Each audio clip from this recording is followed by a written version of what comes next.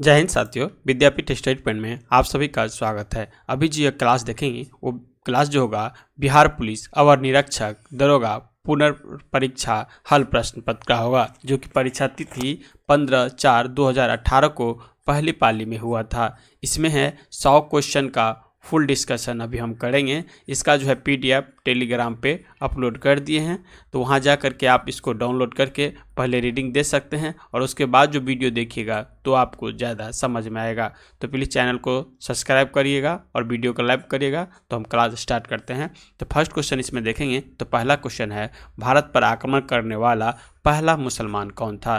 तो पहला मुसलमान जो था ये आपका मोहम्मद बिन कासिम था। अब इसका डिस्कशन देखते हैं। भारत आक्रमण करने वाला पहला मुस्लिम शासक मोहम्मद बिन कासिम था, जिसने 712 ईस्वी में सिंध पर विजय पाई।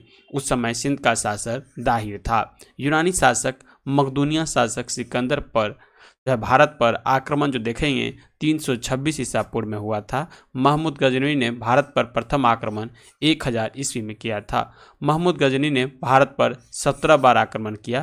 तैमूर लंग सुल्तान नसीरुद्दीन महमूद तुगलक के समय में 1398 ईस्वी में दिल्ली पर आक्रमण किया था। नेक्स्ट देखते हैं, स्कंदगुप्त के शासन काल में जो है 457 ईस्वी में हुनों का आक्रमण हुआ। मोहम्मद गोरी ने भारत पर पहला आक्रमण 1175 ईस्वी में मुल्तान के विरुद्ध किया था। मोहम्मद गोरी का दूसरा आक्रमण जो है 1178 ईस्वी में पाटन गुजरात में हुआ था। यहाँ का शासक भीम द्वितीय ने गोरी को पराजित किया था। नेक्स्ट आता है, मोहम्मद बिन तुगलक शेख अलाउद्दीन के शिष्य था। वह सल्तनत काल का पहला शासक था जो अजमेर में शेख मोइनुद्दीन चिश्ती का दरगाह पर गया था।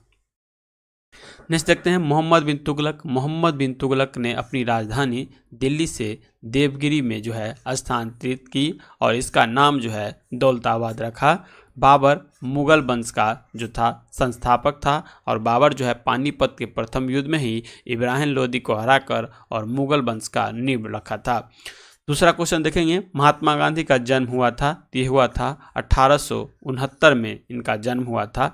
महात्मा गांधी का जन्म 2 अक्टूबर 1869 ईस्वी में गुजरात के पोरबंदर नामक स्थान पर हुआ था। उनके पिता का नाम करमचंद गांधी था और माता का नाम जो था ये आपका पुतली बाई थी। गांधी जी 9 जनवरी 1518 ईस्वी को दक्षिण अफ्रीका से भारत वापस आए थे। रविन्द्रनाथ टैगोर ने महात्मा गांधी को चंपारण सत्याग्रह के दौरान ही महात्मा की उपाधि प्रदान की। गांधी जी ने गोपाल कृष्ण गोखले को अपने राजनीतिक गुरु मानते थे। पुस्तक देखेंगे तो हिंद स्वराज, नवजीवन और यंग इंडिया ये आपका महात्मा गांधी का है। और इनका आत्मकथा जो आता है माई एक्सपेरिमेंट विथ ट्रूथ जो है ये महात्मा गांधी की आत्मकथा की पुस्तकें हैं।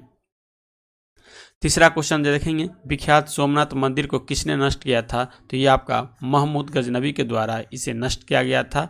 महमूद गजनवी का सबसे चर्चित आक्रमण जो था 1025 ईस्वी में सोमनाथ मंदिर सौराठ पर हुआ था। इस मंदिर की लूट में उसे करीब 20 लाख दिनार संपत्ति हाथ लगी थी। महमूद गजनवी ने भारत पर 17 बार आक्रमण किया। सोमनाथ की रक्षा में सहायता करने के कारण अन्य के शासक पर जो है महमूद ने आक्रमण किया था।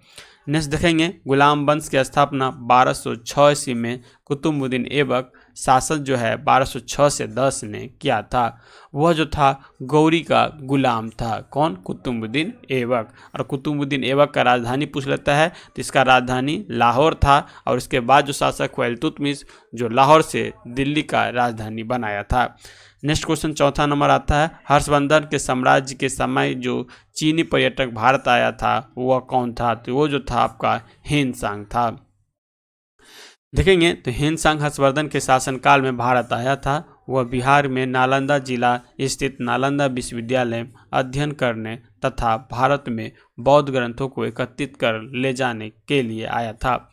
नेक्स्ट है, इसका भ्रमण वृत्तांत जो है ये CU की नाम से प्रसिद्ध है। इसके हर्षकालीन समाज, धर्म तथा राजनीति एवं भारतीय संस्कार के बारे में वर्णन किया गया है।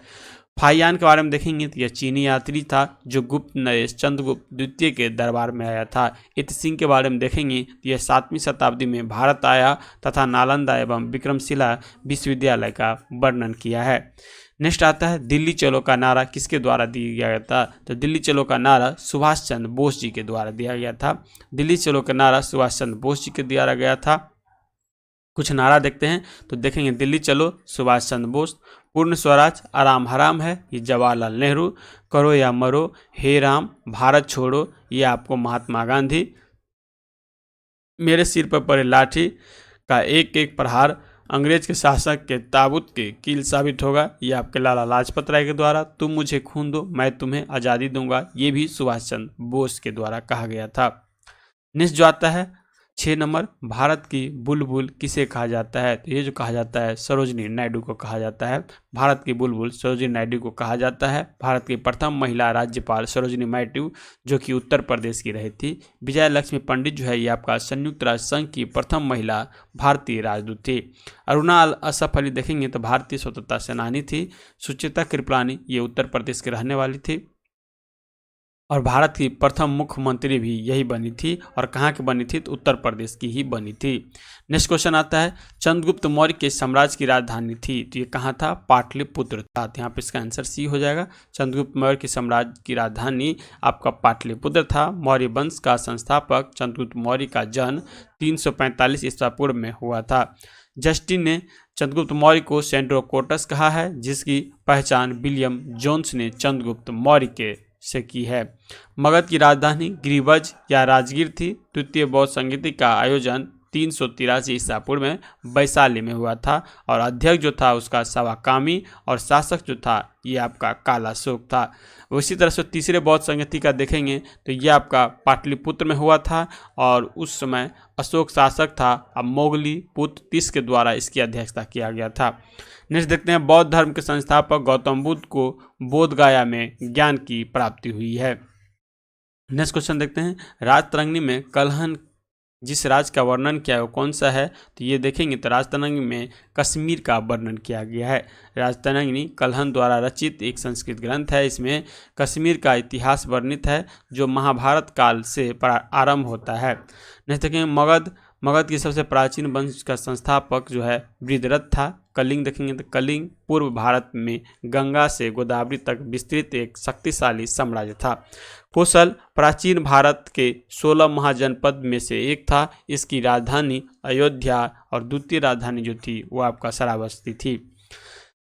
नेक्स्ट देखेंगे मुगल वंश की स्थापना भारत में हुई थी तो कब हुई थी? 1526 में हुई थी। बताए थे मुगल वंश का स्थापना बाबर, इसकी स्थापना 1526 ईस्वी में हुई थी। पानीपत का प्रथम युद्ध 21 अप्रैल 1526 को बाबर व इब्राहिम लोदी के बीच हुआ जिसमें जो है बाबर विजय हुआ था। बाबर आया था। उसके बाद 17 मार्च 1527 को खानवा का युद्ध हुआ और ये बाबर और राणा सांगा के बीच हुआ जिसमें बाबर विजय हुआ। और इसी में पूछा जाता है जो बाबर के द्वारा सबसे पहले जिहाद का नारा किसमें दिया गया था? जिहाद का नारा तो ये आपको खानवा के युद्ध में दिया गया था। चंदेरी का युद्ध 29 जनवरी 1528 ईस्वी को मेदिनी राय एवं बाबर के बीच में हुआ जिसमें बाबर विजय हुआ था। घाघरा का युद्ध 6 मई 1529 ईस्वी को अफगान एवं बाबर के बीच हुआ था जिसमें बाबर विजय हुए थे। नेक्स्ट आता है सिखों के गुरुओं में गुरु गोविंद सिंह थे। तो गुरु गोविंद सिंह कितने नंबर के थे? तो ये आपके 10वें नंबर के गुरु थे। गुरु गोविंद सिंह सिखों के 10वें और अंतिम गुरु थे। सिख के कुल 10 गुरु हुए जिसमें देखेंगे तो गुरु नानक, गुरु अंगद, गुरु रामदास, गुरु नानक हो गया 1 नंबर, गुरु अंगद 2 नंबर, गुरु रामदास अमरदास 3 नंबर, गुरु रामदास 4 नंबर, गुरु अर्जुन देव, गुरु हरगोविंद सिंह, गुरु हर राय, गुरु हरकिशन, गुरु तेग बहादुर और गुरु गोविंद सिंह। तो गुरु नानक के देखेंगे तो ये आपका सिख धर्म के प्रवर्तक यानी संस्थापक थे। गुरु अंगद जो था ये गुरुमुखी लिपि के जनक माने जाते हैं। अमरदास को गुरु प्रसार हेतु 22 गद्दी का निर्माण किए थे। रामदास अमृतसर के संस्थापक थे। अर्जुन देव देखेंगे तो स्वर्ण मंदिर के निर्माण किए थे। हरविंदर देखेंगे तो अकाल तख्त की स्थापना किए थे। हर राय देखेंगे तो उत्तराधिकारी युद्ध में ये भाग लिए थे। उसके बाद हरकिशन आता है तो अल्प वयस्क अवस्था में इसकी मृत्यु हो गई थी। उसके बाद गुरु तेग बहादुर आता है। औरंगजेब की धार्मिक नीतियों का मुख्य विरोध एवं मुगल के विरुद्ध करतारपुर का युद्ध लड़ा और 1675 में औरंगजेब ने इसे फांसी दे दिया। तो यही चीज़ इससे भी याद रखिएगा, गुरु अर्जुन देव को भी फांसी दिया गया था, तो ये जो दिया गया था जहांगीर के द्वारा दिया गया था गुरु अर्जुन देव को, और गुरु तेग बहादुर को जो है औरंगजेब के द्वारा दिया गया था। उसके बाद आता है गुरु गोविंद सिंह, ठीक है, 10 नंबर के। नेक्स्ट आता है 11 नंबर क्वेश्चन, कनिष्क राजा थे। तो कनिष्क कहाँ के राजा थे? ये कुषाण वंश के शासक थे। कनिष्क कुषाण राजवंश का महान शासक था। कनिष्क ने 78 ईस्वी में शक संवत चलाया, जो उसे राज्यरोहण की तिथि है। शक संवत भारत सरकार द्वारा प्रयोग में लाया जाता है। चौथी बौद्ध संगति कनिष्क के शासनकाल में कुंडलवन कश्मीर में वसुमित्र की अध्यक्षता में हुई है। वासुदेव कुषाण वंश का अंतिम शासक था। गुप्त वंश के श्रीगुप्त गुप्त वंश के संस्थापक थे। मौर्य वंश मौर्य राजवंश के संस्थापक चंद्रगुप्त मौर्य थी। और पाल वंश देखेंगे तो पाल वंश के संस्थापक गोपाल, जो कि 750 ईस्वी में स्थापना किया, और इस वंश की राजधानी जो था ये आपका मुंगेर था। नेक्स्ट क्वेश्चन देखेंगे, सूफी संत ख्वाजा मोइनुद्दीन चिश्ती उर्स यहाँ पर मनाया जाता था। तो ये कहाँ है? तो ये अजमेर शरीफ में है। ख्वाजा मोइनुद्दीन चिश्ती के दरगाह भी वहाँ बोला जाता है। सूफी संत ख्वाजा मोइनुद्दीन चिश्ती का उर्स अजमेर शरीफ पर मनाया जाता है, जो राजस्थान में स्थित है। अजमेर हिंदू एवं मुसलमान का तीर्थ स्थल है।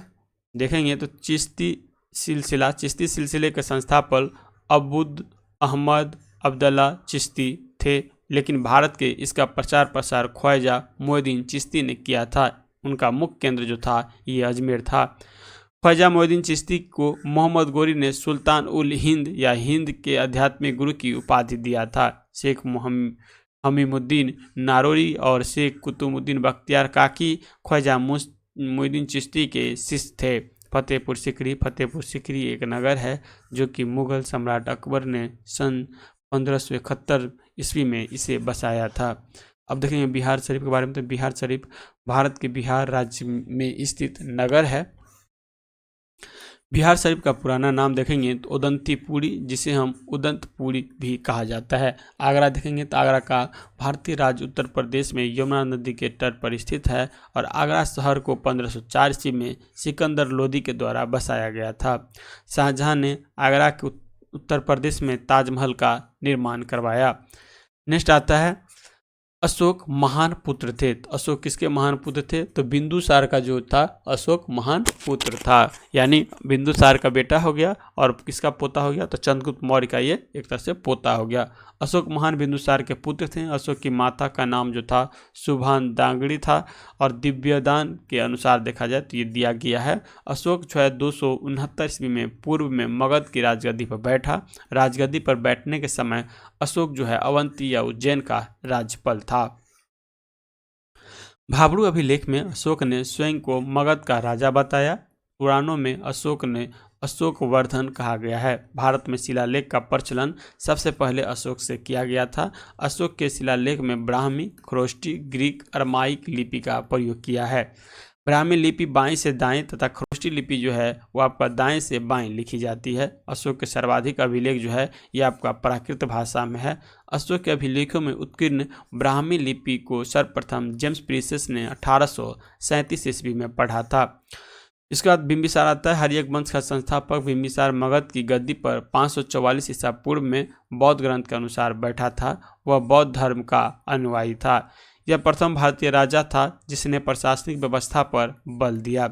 नेक्स्ट आता है चंद्रगुप्त मौर्य। मौर्य वंश के संस्थापक चंद्रगुप्त मौर्य का जन्म जो है 345 ईसा पूर्व में हुआ था। जस्टिन ने चंद्रगुप्त मौर्य को सेंट्रोकोटस कहा, जिसकी पहचान जो है विलियम जोन्स ने चंद्रगुप्त मौर्य से की है। 14 नंबर क्वेश्चन देखते हैं, गर्म पानी के स्रोत कहाँ है? तो गर्म पानी के स्रोत जो है ये आपका राजगीर में है। गर्म पानी का स्रोत राजगीर मगध की राजधानी में स्थित है। राजगीर में ब्रह्म कुंड बिहार के सर्वाधिक उष्ण जल कुंड है, जिसकी जल का तापमान जो देखेंगे वो 87 डिग्री सेल्सियस है। बिहार में प्रमुख उष्ण जल कुंड में देखेंगे तो राजगीर में आपका सूर्य कुंड है, नानक कुंड है, गोमुख कुंड है, मखदुम कुंड है, सप्तधारा और सप्तधरवा कुंड है। वहीं मुंगेर में देखेंगे तो लक्ष्मण कुंड है, लक्ष्मणेश्वरी कुंड है, सीता कुंड है, रामेश्वरी कुंड है, भीम कुंड है, सिंगार ऋषि कुंड है, जन्म कुंड है। देखेंगे तो पंचतर कुंड है, ऋषि कुंड है और भरारी कुंड है। सबसे गर्म में देखेंगे तो लक्ष्मण कुंड है, ये मुंगेर का सबसे गर्म जल कुंड है जहाँ पे 62 डिग्री सेल्सियस पानी रहता है। गया में सिर्फ एक है, उसे याद रखेगा, अग्नि कुंड जो है ये आपको गया में है। नेक्स्ट क्वेश्चन आता है, सिंधु घाटी सभ्यता के लोग पूजा करते थे। सिंधु घाटी सभ्यता के लोग जो पूजा करते थे वो करते थे पशुपति की। सिंधु घाटी सभ्यता के लोग पशुपति की पूजा करते थे। सिंधु सभ्यता के लोग धरती को उर्वरकता की देवी मानकर उसकी पूजा करते थे। वृक्ष पूजाओं एवं शिव पूजा के साक्ष्य भी सिंधु सभ्यता से मिलते हैं। सिंधु सभ्यता में मातृ देवी की उपासना सर्वाधिक प्रचलित थी। सिंधु घाटी सभ्यता की खोज 1921 में राय बहादुर दयाराम सहनी के द्वारा किया गया था।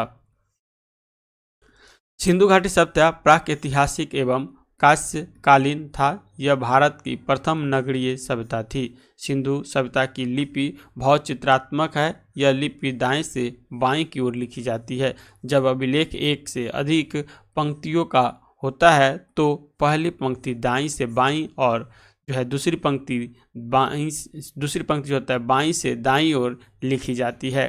सिंधु सभ्यता के लोग ने नगरों तथा घरों के विन्यास के लिए ग्रिड पद्धति को अपनाया था। सिंधु सभ्यता का मुख्य फसल देखेंगे तो गेहूं और जौ है। सैंधववासी मिठास के लिए शहद का प्रयोग करते थे। पर्दा प्रथा एवं वेश्यावृत्ति सैंधव सभ्यता के प्रचलित थी। इंद्र युद्ध का नेता एवं वर्षा का देवता था। वरुण देखेंगे, वरुण पृथ्वी एवं सूर्य के निर्माता है। समुद्र का देवता, विश्व के नियामक एवं शासक, सत्य का प्रतीक।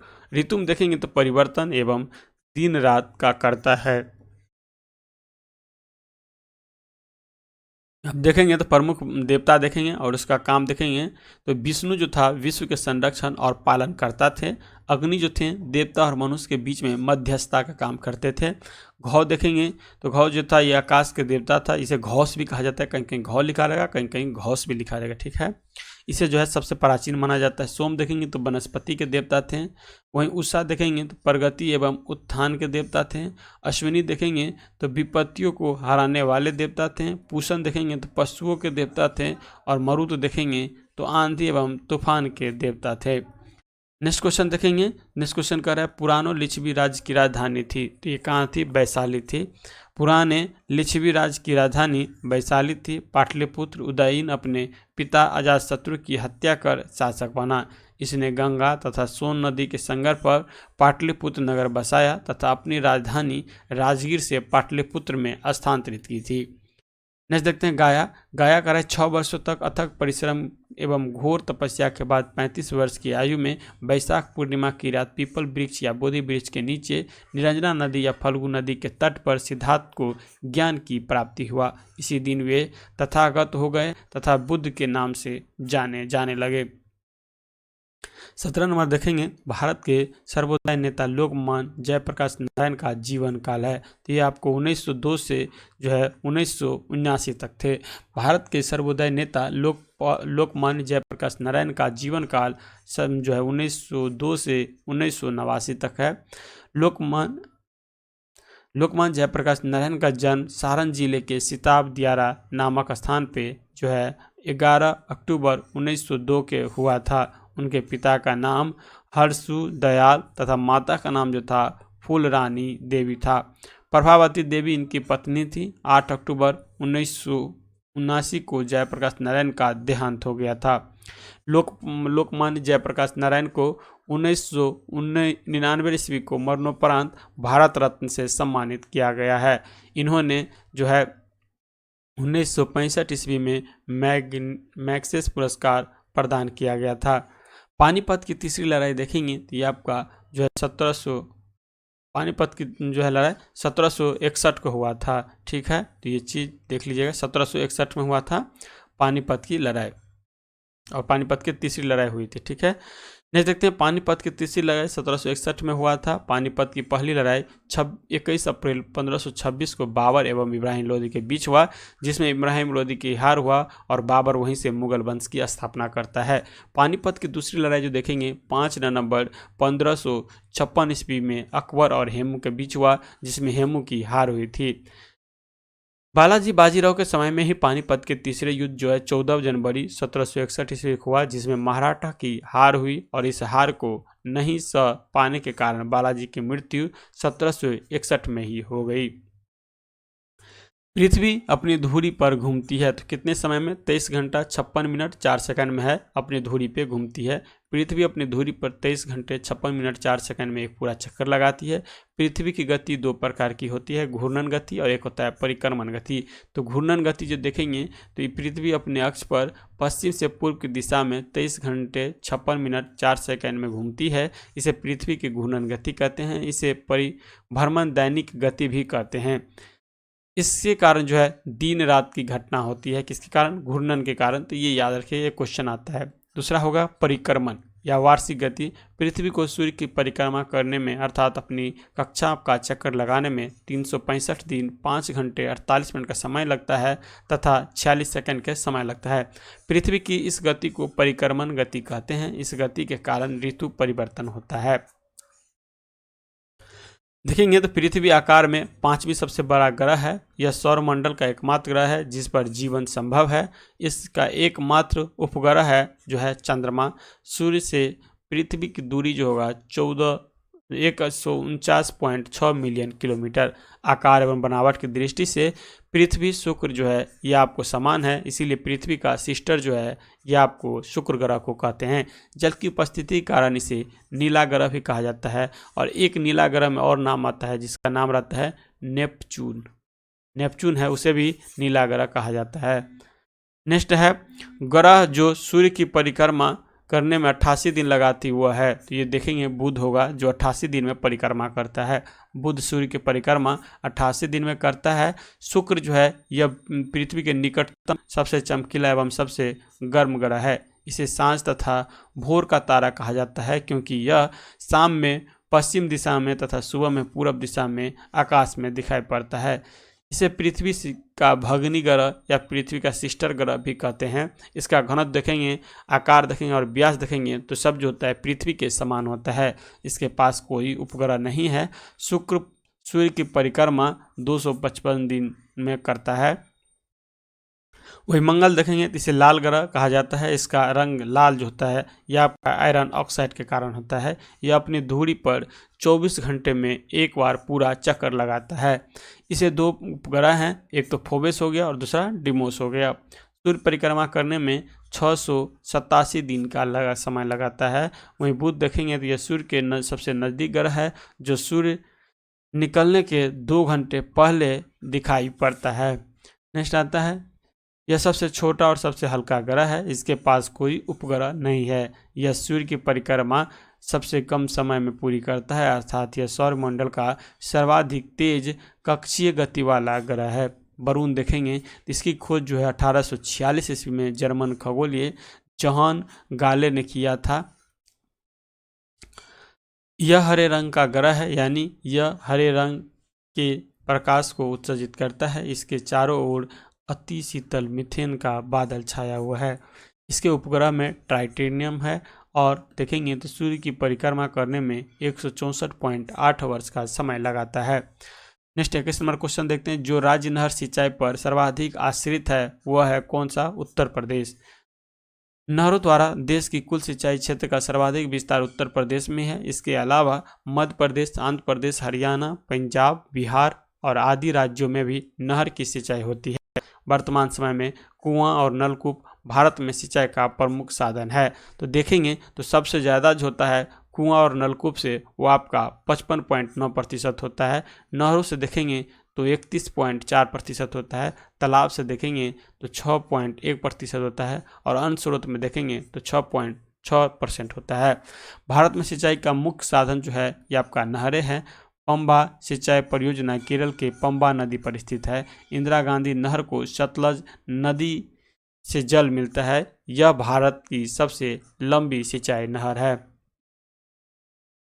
22 नंबर क्वेश्चन देखेंगे तो भारत में सुदूर पूर्व में जो देश सर्वाधिक लंबी सीमा बनाती है वह कौन है? तो ये आपका म्यांमार है। भारत में सुदूर पूर्व में जो देश सर्वाधिक लंबी सीमा बनाती है वह म्यांमार है, जो कि 1643 किलोमीटर बनाती है। उपयुक्त प्रश्न के तार्किक व्याख्या के लिए विश्लेषण में उत्तर में दी शामिल किया गया, तो देख लीजिएगा। ऐसे देखिए, सबसे जो भारत से सबसे ज़्यादा सीमा लगाता है वो होता है बांग्लादेश। उसके बाद जो आता है चीन आता है, ठीक है। उसके बाद पाकिस्तान आता है। उसके बाद जो है ये आपका पाकिस्तान, नेपाल आता है। इसी तरह से देखेंगे तो ये, लेकिन याद रखिएगा सबसे ज़्यादा जो सीमा यदि पूछे कौन सा देश लगाता है तो बांग्लादेश लगाता है। लेकिन पूरब में यहाँ पूछा है, पूरब में सुदूर देश में सबसे लंबी सीमा लगाता है तो पूरब में म्यांमार लगाता है। देखेंगे उस शहर का देशांतर क्या है जहाँ आपका समय जो है 6 बजे शाम है, जबकि ग्रीनविच पर 4 बजेगा, तो ये आपका 30 डिग्री पूरब हो जाएगा। किसी स्थान की कोणीय दूरी जो प्रधान में उत्तर के पूर्व या पश्चिम में होता है देशांतर कहलाता है। नेक्स्ट देखेंगे जीरो देशांतर लंदन ग्रीनविच से होकर गुजरती है। पृथ्वी 24 घंटे में 360 डिग्री घूमती है, अतः 1 डिग्री देशांतर दूरी जो है तय करने में 4 मिनट का समय लगता है। अब देखेंगे तो यह ग्रीनविच 4 बजे, तो वह वहाँ स्थान जो है 6 बजे, उसी देशांतर ज्ञात करने के लिए समय के अंतर मिनटों में देखेंगे तो 4 से भाग देकर प्राप्त करेंगे, तो मिनट जो हो जाएगा 100, क्योंकि देखिए 4 में से 6 में से जो 4 गया तो कितना हो गया 2 घंटा, और 2 घंटा जो हो गया तो कितना हो गया 120 मिनट हो गया, और 120 मिनट यदि हम 4 से भाग देते हैं तो 30 देशांतर हो गया। और टाइम यदि आगे बढ़ेगा तो ये प्रधान यमत्तर रेखा हो जाएगा। तो इधर यदि टाइम बढ़ेगा तो पूरब की दिशा में क्या होता है टाइम बढ़ता है, और जबकि पश्चिम की दिशा में टाइम घटता है। तो पूरब दिशा दिखा रहा है, तो यानी 30 डिग्री जो है ये क्या हुआ है बढ़ा है। इनमें से कौन इस्पात प्लांट से युक्त नहीं है? इस्पात प्लांट से जो युक्त नहीं है ये आपका सिंदरी हो गया, क्योंकि सिंदरी जो है ये आपको उर्वरक के लिए प्रमुख है, उर्वरक के लिए प्रमुख है। देख लेते हैं, झारखंड राज्य में सिंदरी उर्वरक कारखानों के लिए विख्यात है। द्वितीय पंचवर्षीय योजना 1956 से 61 के दौरान राउरकेला, भिलाली, दुर्गापुर में लौह इस्पात संयंत्र की स्थापना किया गया था।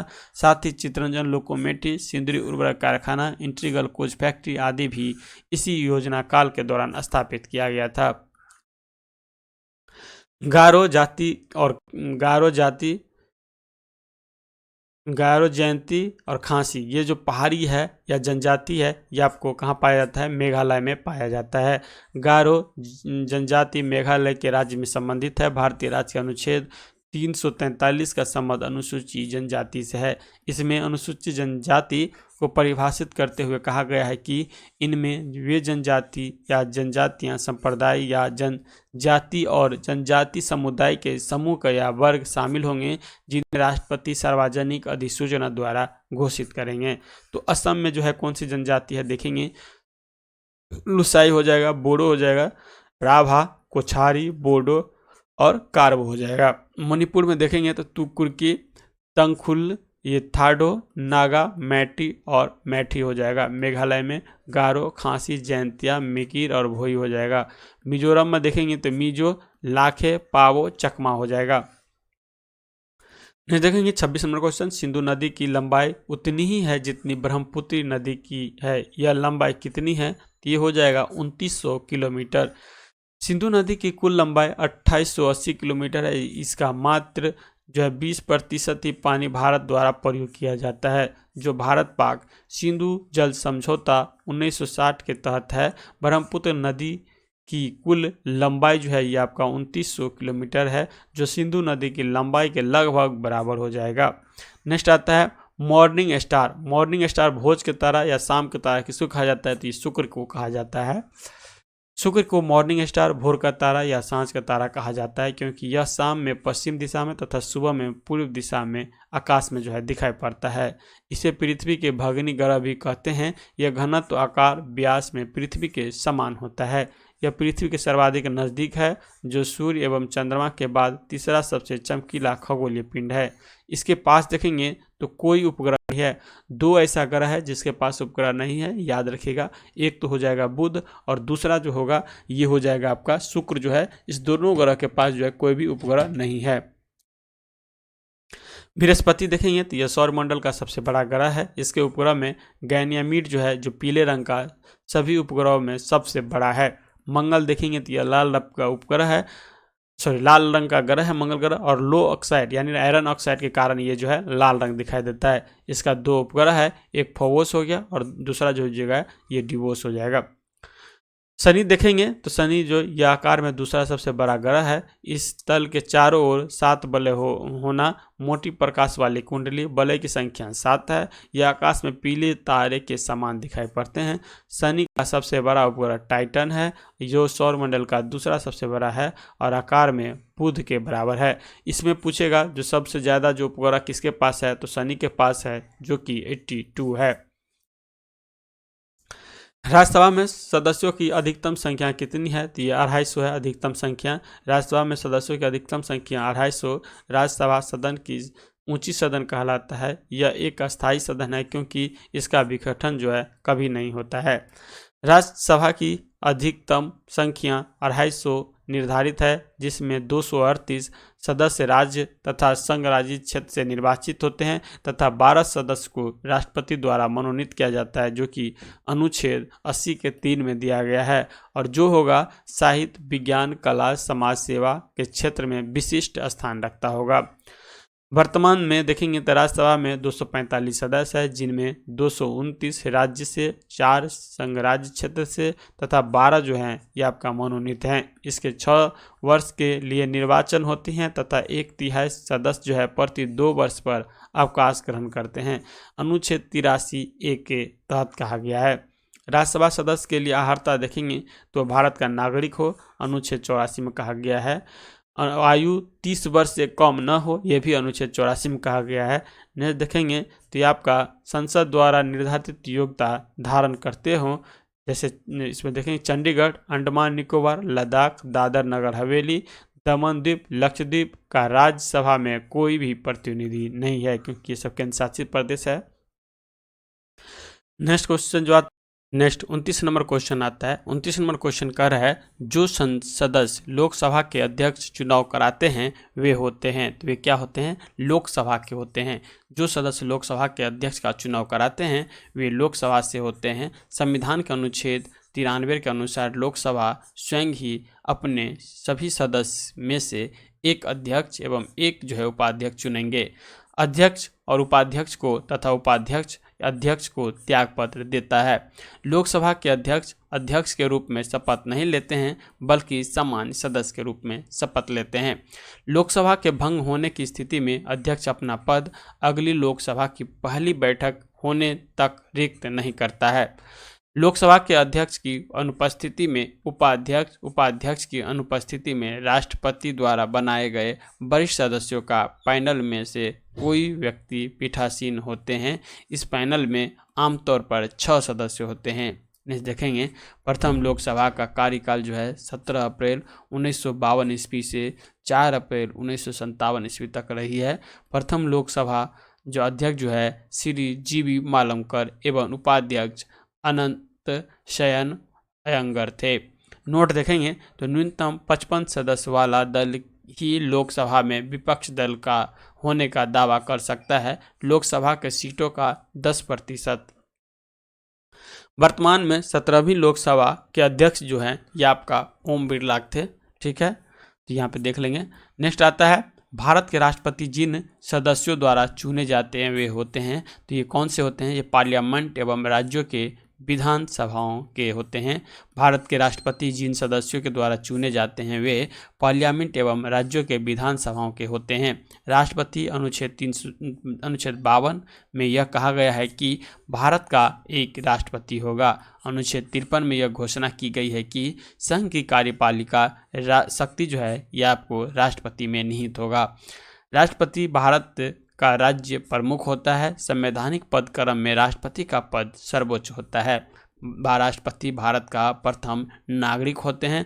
राष्ट्रपति के निर्वाचन देखेंगे तो भारत के राष्ट्रपति चुनाव राष्ट्रपति तथा उपराष्ट्रपति निर्वाचन अधिनियम 1952 ईस्वी के अंतर्गत संविधान के अनुच्छेद 55(3) के अनुसार अप्रत्यक्ष रूप से अनुपातिक प्रतिनिधि प्रणाली के एकल संक्रमणीय पद्धति से गुप्त मतदान द्वारा होता है।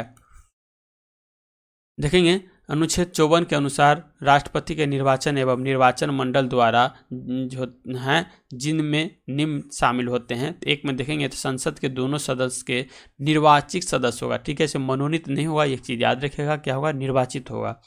दूसरा देखेंगे राज्य की विधानसभाओं के निर्वाचित जो सदस्य होते हैं वो। और ग नंबर दिया है 70वें संविधान संशोधन अधिनियम 1992 द्वारा केंद्र शासित प्रदेश दिल्ली और पुडुचेरी निर्वाचित सदस्य को भी शामिल किया गया है। कौन से? 70वें संविधान संशोधन 1992 के द्वारा जो है इसको शामिल किया गया है।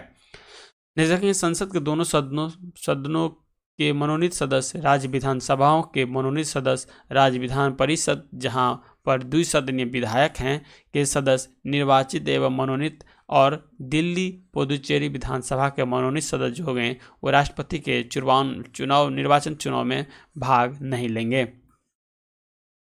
33 नंबर क्वेश्चन देखेंगे, इनमें से कौन भारत के राष्ट्रपति द्वारा नियुक्त नहीं होता है?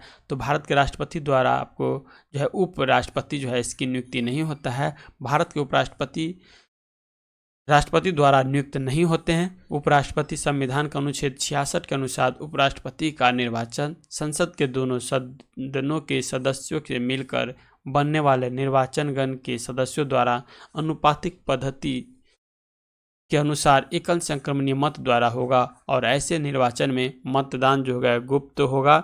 इसमें विधानसभाओं के सदस्य शामिल नहीं होंगे। उपराष्ट्रपति अपना पद ग्रहण करने से पहले राष्ट्रपति अथवा उसके द्वारा नियुक्त किसी व्यक्ति के सम्मुख पद या गोपनीयता की शपथ लेते हैं। शपथ एवं त्याग पर देखेंगे तो राष्ट्रपति मुख्य शपथ जो है मुख्य न्यायाधीश दिलाते हैं और त्याग पद उपराष्ट्रपति को देते हैं। राष्ट्रपति इनको शपथ दिलाते हैं और त्याग पद राष्ट्रपति को देते हैं। राज्यपाल देखेंगे तो राज्य के उच्च न्यायालय के मुख्य न्यायाधीश इनको शपथ देते हैं, जबकि राष्ट्रपति को ये अपना त्याग पद सौंपते हैं।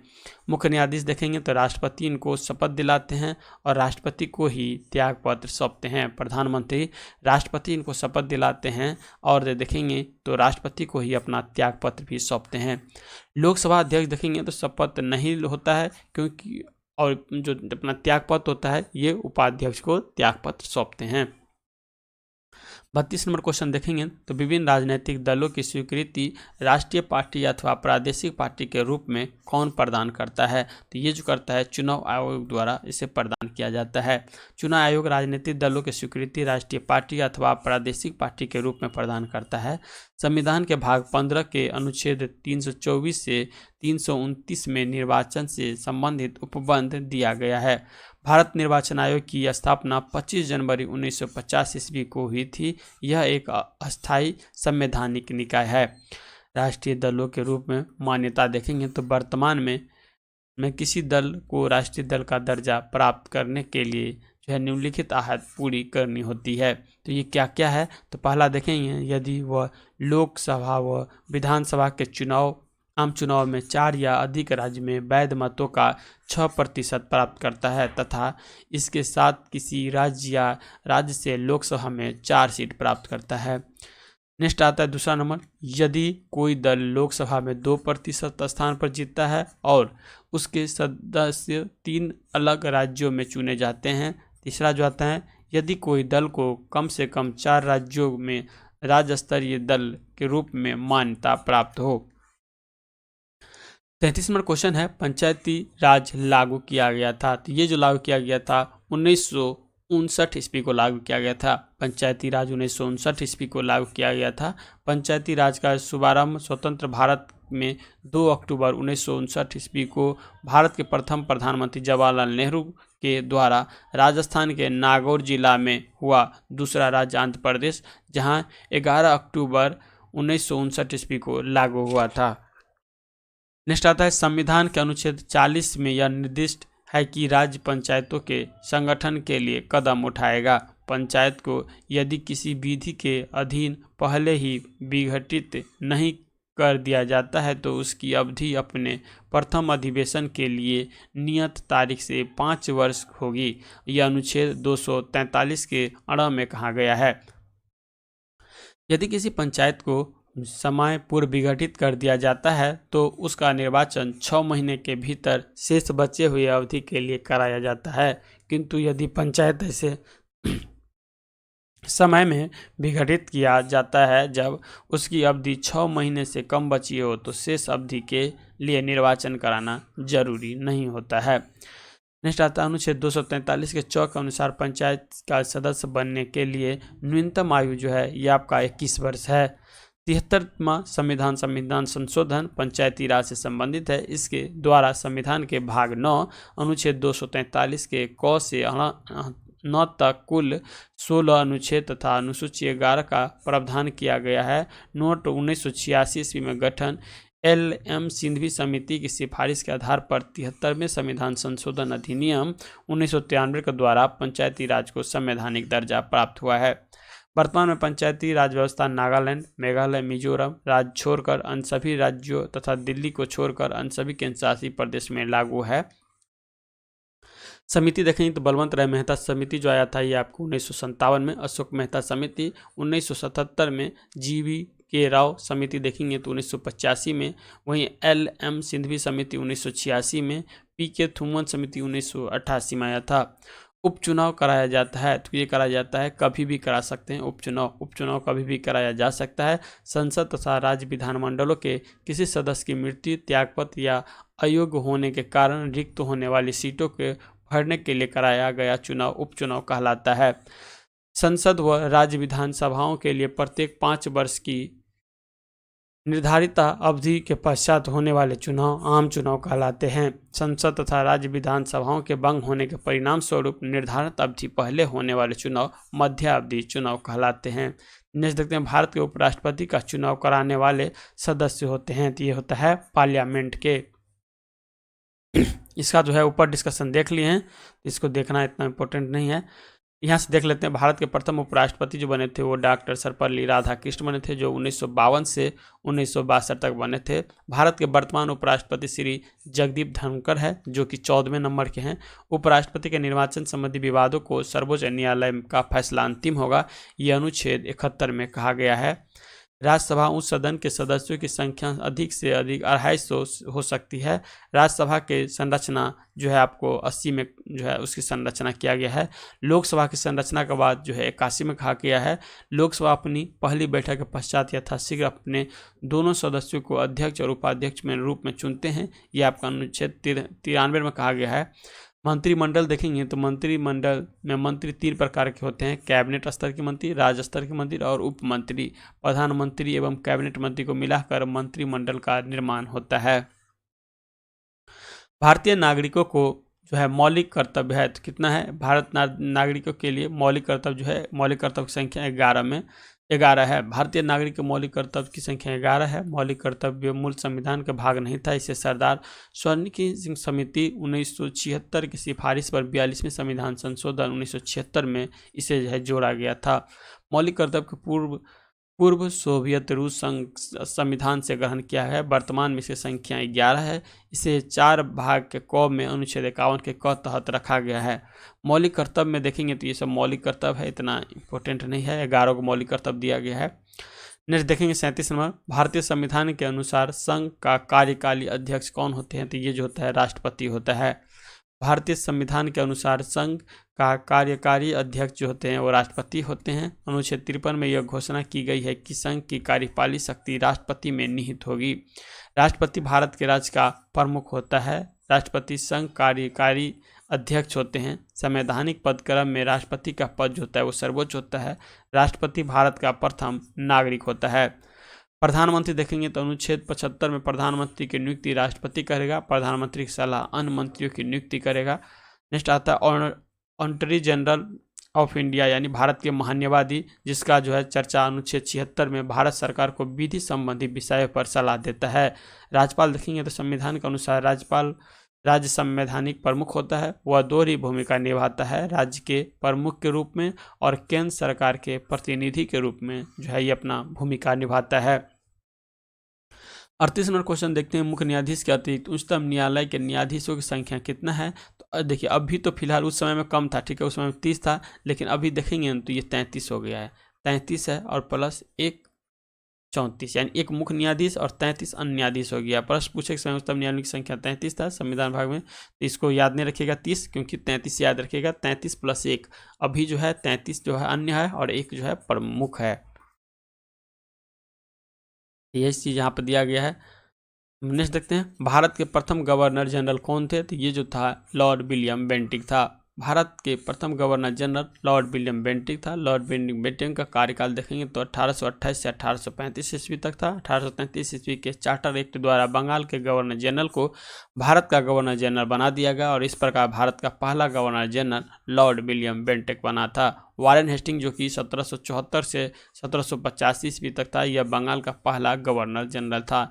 लॉर्ड कॉर्नवालिस 1786 से 1793 से भारत का सिविल सेवा का जनक माना जाता है। इसने बंगाल बिहार में अस्थायी बंदोबस्त भी लागू किया था। तृतीय मैसूर युद्ध 1790 से 92 तथा श्रीरंगपट्टनम की संधि भी 1792 में हुआ था। रॉबर्ट क्लाइव आता है जो कि 1757 से 60 और 1765 से 1767 यानी ये 2 काल अवधि तक रहा था। क्लाइव बंगाल का पहला गवर्नर बना। अवध के नवाब सिराजुद्दौला एवं मुगल सम्राट शाह आलम द्वितीय के साथ 1765 में इलाहाबाद की संधि क्लाइव के द्वारा ही किया गया था। 1765 में बंगाल में द्वैत शासन लागू किया गया। उच्चतम न्यायालय के न्यायाधीशों के अवकाश ग्रहण करने की उम्र क्या है? तो ये जो है 65 वर्ष है। उच्चतम न्यायालय के न्यायाधीशों के अवकाश ग्रहण करने का उम्र जो है 65 वर्ष रखा गया है। उच्चतम न्यायालय के न्यायाधीश 65 वर्ष की आयु तक अपने पद पर बना रह सकता है। उनकी नियुक्ति के लिए न्यूनतम आयु तय नहीं की गई है। न्यायाधीश कभी भी राष्ट्रपति को संबोधित अपने हस्ताक्षर सहित लेख द्वारा अपना त्यागपत्र दे सकता है। उच्च न्यायालय के न्यायाधीश की पदावधि अनुच्छेद 217A के अनुसार उच्च न्यायालय के सभी न्यायाधीश 62 वर्ष तक अपने पद आसीन रह सकते हैं और उच्च न्यायालय के न्यायाधीश का पद निम्न कारणों से रिक्त हो सकता है: यदि वह राष्ट्रपति के संबोधित कर अपना त्यागपत्र देता है, यदि राष्ट्रपति किसी न्यायाधीश को सर्वोच्च न्यायालय का न्यायाधीश नियुक्त कर दे या उसे किसी अन्य राज्य के उच्च न्यायालय के स्थानांतरित कर दे। यहाँ पर देखेंगे तो वर्तमान में देश में कुल 25 उच्च न्यायालय है। केंद्र शासित प्रदेश में केवल दिल्ली और जम्मू कश्मीर में जो है उच्च न्यायालय है। भारत में राष्ट्रीय आय लेखा किसके द्वारा प्रकाशित किए जाते हैं? तो ये जो किया जाता है केंद्रीय सांख्यिकी संगठन के द्वारा।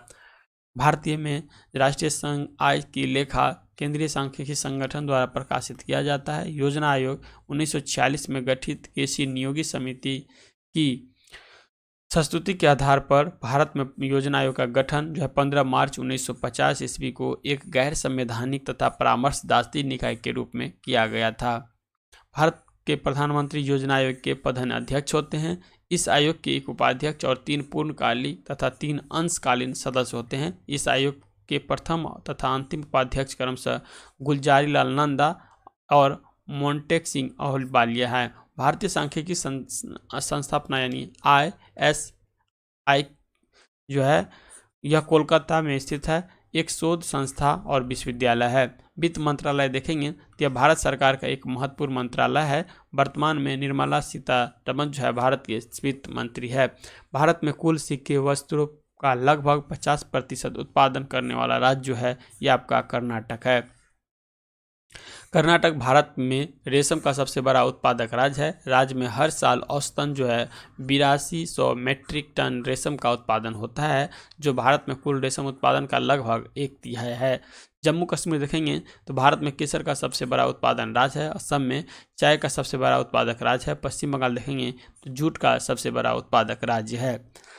भारत सरकार सबसे ज़्यादा राजस्व एकत्रित करता है तो किससे करता है? तो यहाँ पे स्टार लगा हुआ है, देख लेते हैं। केंद्र का सर्वाधिक निबल नेट राजस्व की प्राप्ति सीमा शुल्क से होती है। सीमा शुल्क की प्राप्त राजस्व का बंटवारा राज्यों को नहीं करना होता है।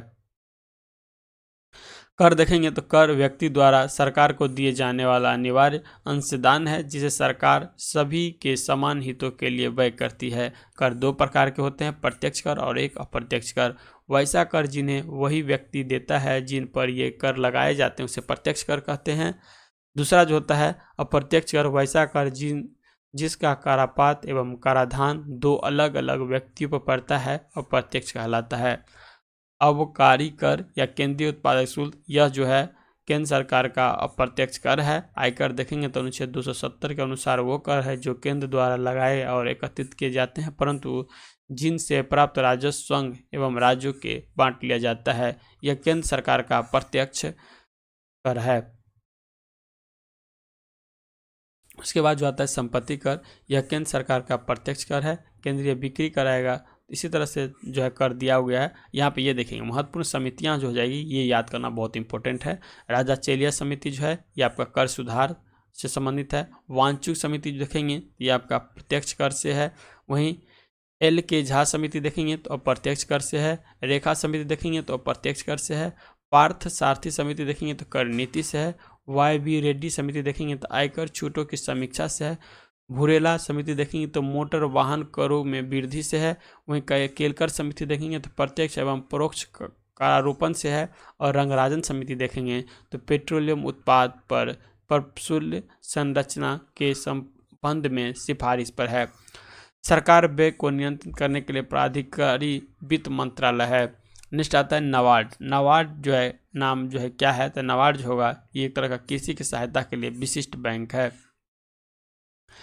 कृषि की सहायता के लिए विशिष्ट बैंक है। भारत के सरकारी बैंकों का गठन 3 स्तर पर किया जाता है। पहला राज्य सरकारी बैंक, यह राज्य के शीर्ष संस्था होते हैं। दूसरा केंद्रीय या जिला सरकारी बैंक, यह जिला स्तर का होता है।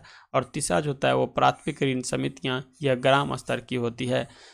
नेक्स्ट देखेंगे तो क्षेत्रीय बैंक, यही नाबार्ड क्षेत्रीय बैंक की स्थापना 2 अक्टूबर 1975 ईस्वी में एम नरसिम्हा समिति के सिफारिश पर किया गया था। नाबार्ड देखेंगे तो नाबार्ड राष्ट्रीय कृषि तथा ग्रामीण विकास बैंक की स्थापना 12 जुलाई 1982 के शिवरामन समिति के अनुशंसा पर किया गया था।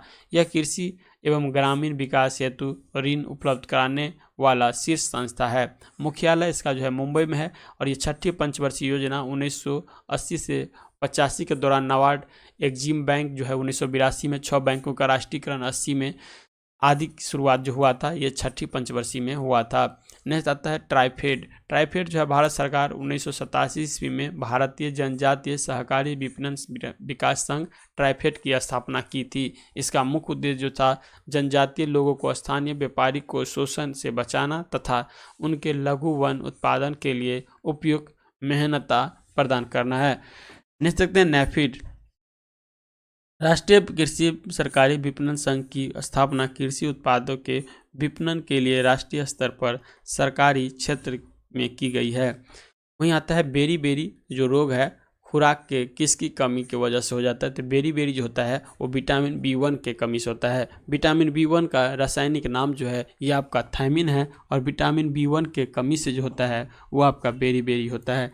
इसका मुख्य स्रोत देखेंगे तो इसका मुख्य स्रोत में आएगा मूंगफली, तिल, सूखा मिर्ची, बिना धुली दाल, यकृत, अंडा एवं सब्जियां आएगा। विटामिन ए देखेंगे तो उसका नाम होता है रेटिनॉल। कमी से होने वाले रोग में रत्नंधी संक्रमण का खतरा और जीरोप्थेल्मिया हो जाता है। दूध, अंडा, पनीर, हरी सब्जी, मछली की आकृति से मिलता है। विटामिन सी का रासायनिक नाम होता है स्कर्बिक एसिड। कमी से होने वाले रोग में स्कर्बी, मसूरे में से खून आना, नींबू, संतरा, नारंगी, टमाटर, खट्टे फलों में पाया जाता है। 46 नंबर क्वेश्चन देखेंगे। जब कोई वस्तु पानी में डूबी जाती है तो उसके भार में कमी किसके बराबर होगा, तो इसके द्वारा हटाए गए द्रव के भार के बराबर होगा।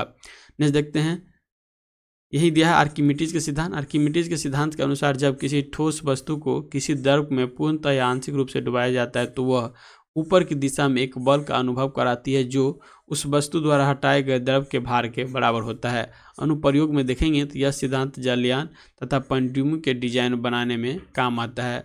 यही दूध मापी में देखेंगे तो जो दूध के किसी नमूने की शुद्धता की जांच करने के लिए प्रयुक्त होता है, इसी सिद्धांत पर काम करता है। हाइड्रोमीटर देखेंगे जो द्रव के घनत्व माप के लिए प्रयुक्त होते हैं, इसी सिद्धांत पर आधारित है। अपेक्षित घनत्व देखेंगे तो किसी पदार्थ की अपेक्षा घनत्व व पानी के किसी का अनुपात है, अर्थात अपेक्ष घनत्व किसी पदार्थ का घनत्व बटा पानी का घनत्व होता है। नेक्स्ट आता है कौन सा उद्भिद दूसरे वृक्षों के टहनियों पर वृद्धि करता है, तो ये जो करता है आर्किड करता है। तो यहाँ पे इसका आंसर ये हो जाएगा। आर्किड जो है उद्भिद दूसरे वृक्षों की टहनियों पर वृद्धि करता है। आर्किड ऐसी आवृत्ति बीज पौधा है जो दूसरे पौधे पर उग जाता है, परंतु ये इनसे भोजन नहीं लेते हैं। इन्हें जो है उपरोही कहा जाता है। आर्किड को उसके जीवन के पराक्रम के आधार पर 3 प्रकार के वर्गीकृत किया गया है। एक जो होगा एपीफाइटिक, दूसरा जो होगा स्थलीय, तीसरा जो होगा माइक्रो हेट्रोफिक।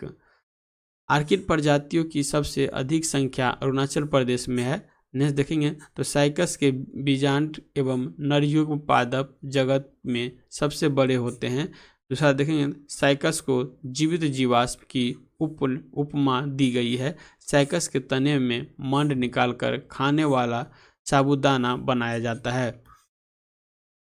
नेक्स्ट आता है उस खगोलीय भौतिक शास्त्री का नाम बताइए जो एक क्षय तंत्रिका रोग से पीड़ित है और केवल कंप्यूटर के माध्यम से ही अपनी बात कह सकती है। तो ये थे स्टीफन हॉकिंग, जिनका मृत्यु हो चुका है। स्टीफन हॉकिंग एक भौतिक शास्त्री हैं जो एक क्षय तंत्रिका रोग मोटर न्यूट्रॉन डिसीज से पीड़ित हैं और केवल कंप्यूटर के माध्यम से ही अपनी बात कह सकते हैं। नेक्स्ट आता है खाने का सोडा। खाने का सोडा जो होता है सोडियम बाइकार्बोनेट होता है। सोडियम बाइकार्बोनेट को खाने का सोडा कहा गया है। व्यापारिक नाम बेकिंग सोडा होता है। NaCl सोडियम क्लोराइड का साधारण नमक होता है। सोडियम हाइड्रोक्साइड का व्यापारिक नाम जो होगा ये कास्टिक सोडा होगा जो कि NaOH होगा। और सोडियम कार्बोनेट होगा धोवन सोडा यानी बासिंग सोडा Na2CO3 10H2O होगा। वेल्डिंग के लिए किस मिश्रण का उपयोग किया जाता है? तो वेल्डिंग के लिए आयरन ऑक्साइड और एल्युमिनियम का उपयोग किया जाता है। वेल्डिंग के लिए आयरन ऑक्साइड और एल्युमिनियम मिश्रण के उपयोग किया जाता है। Calcium sulphate, plaster of Paris, hemihydrate हैं। व्यापारिक नाम देखेंगे तो gypsum, CaSO4 2H2O। Calcium oxide जो होता है व्यापारिक नाम बिना बूझा चूना होता है और CaO होता है इसका फार्मूला। कैल्शियम कार्बोनेट का देखेंगे तो व्यापारिक नाम संगमरमर या खरिया होता है। CaCO3 होता है।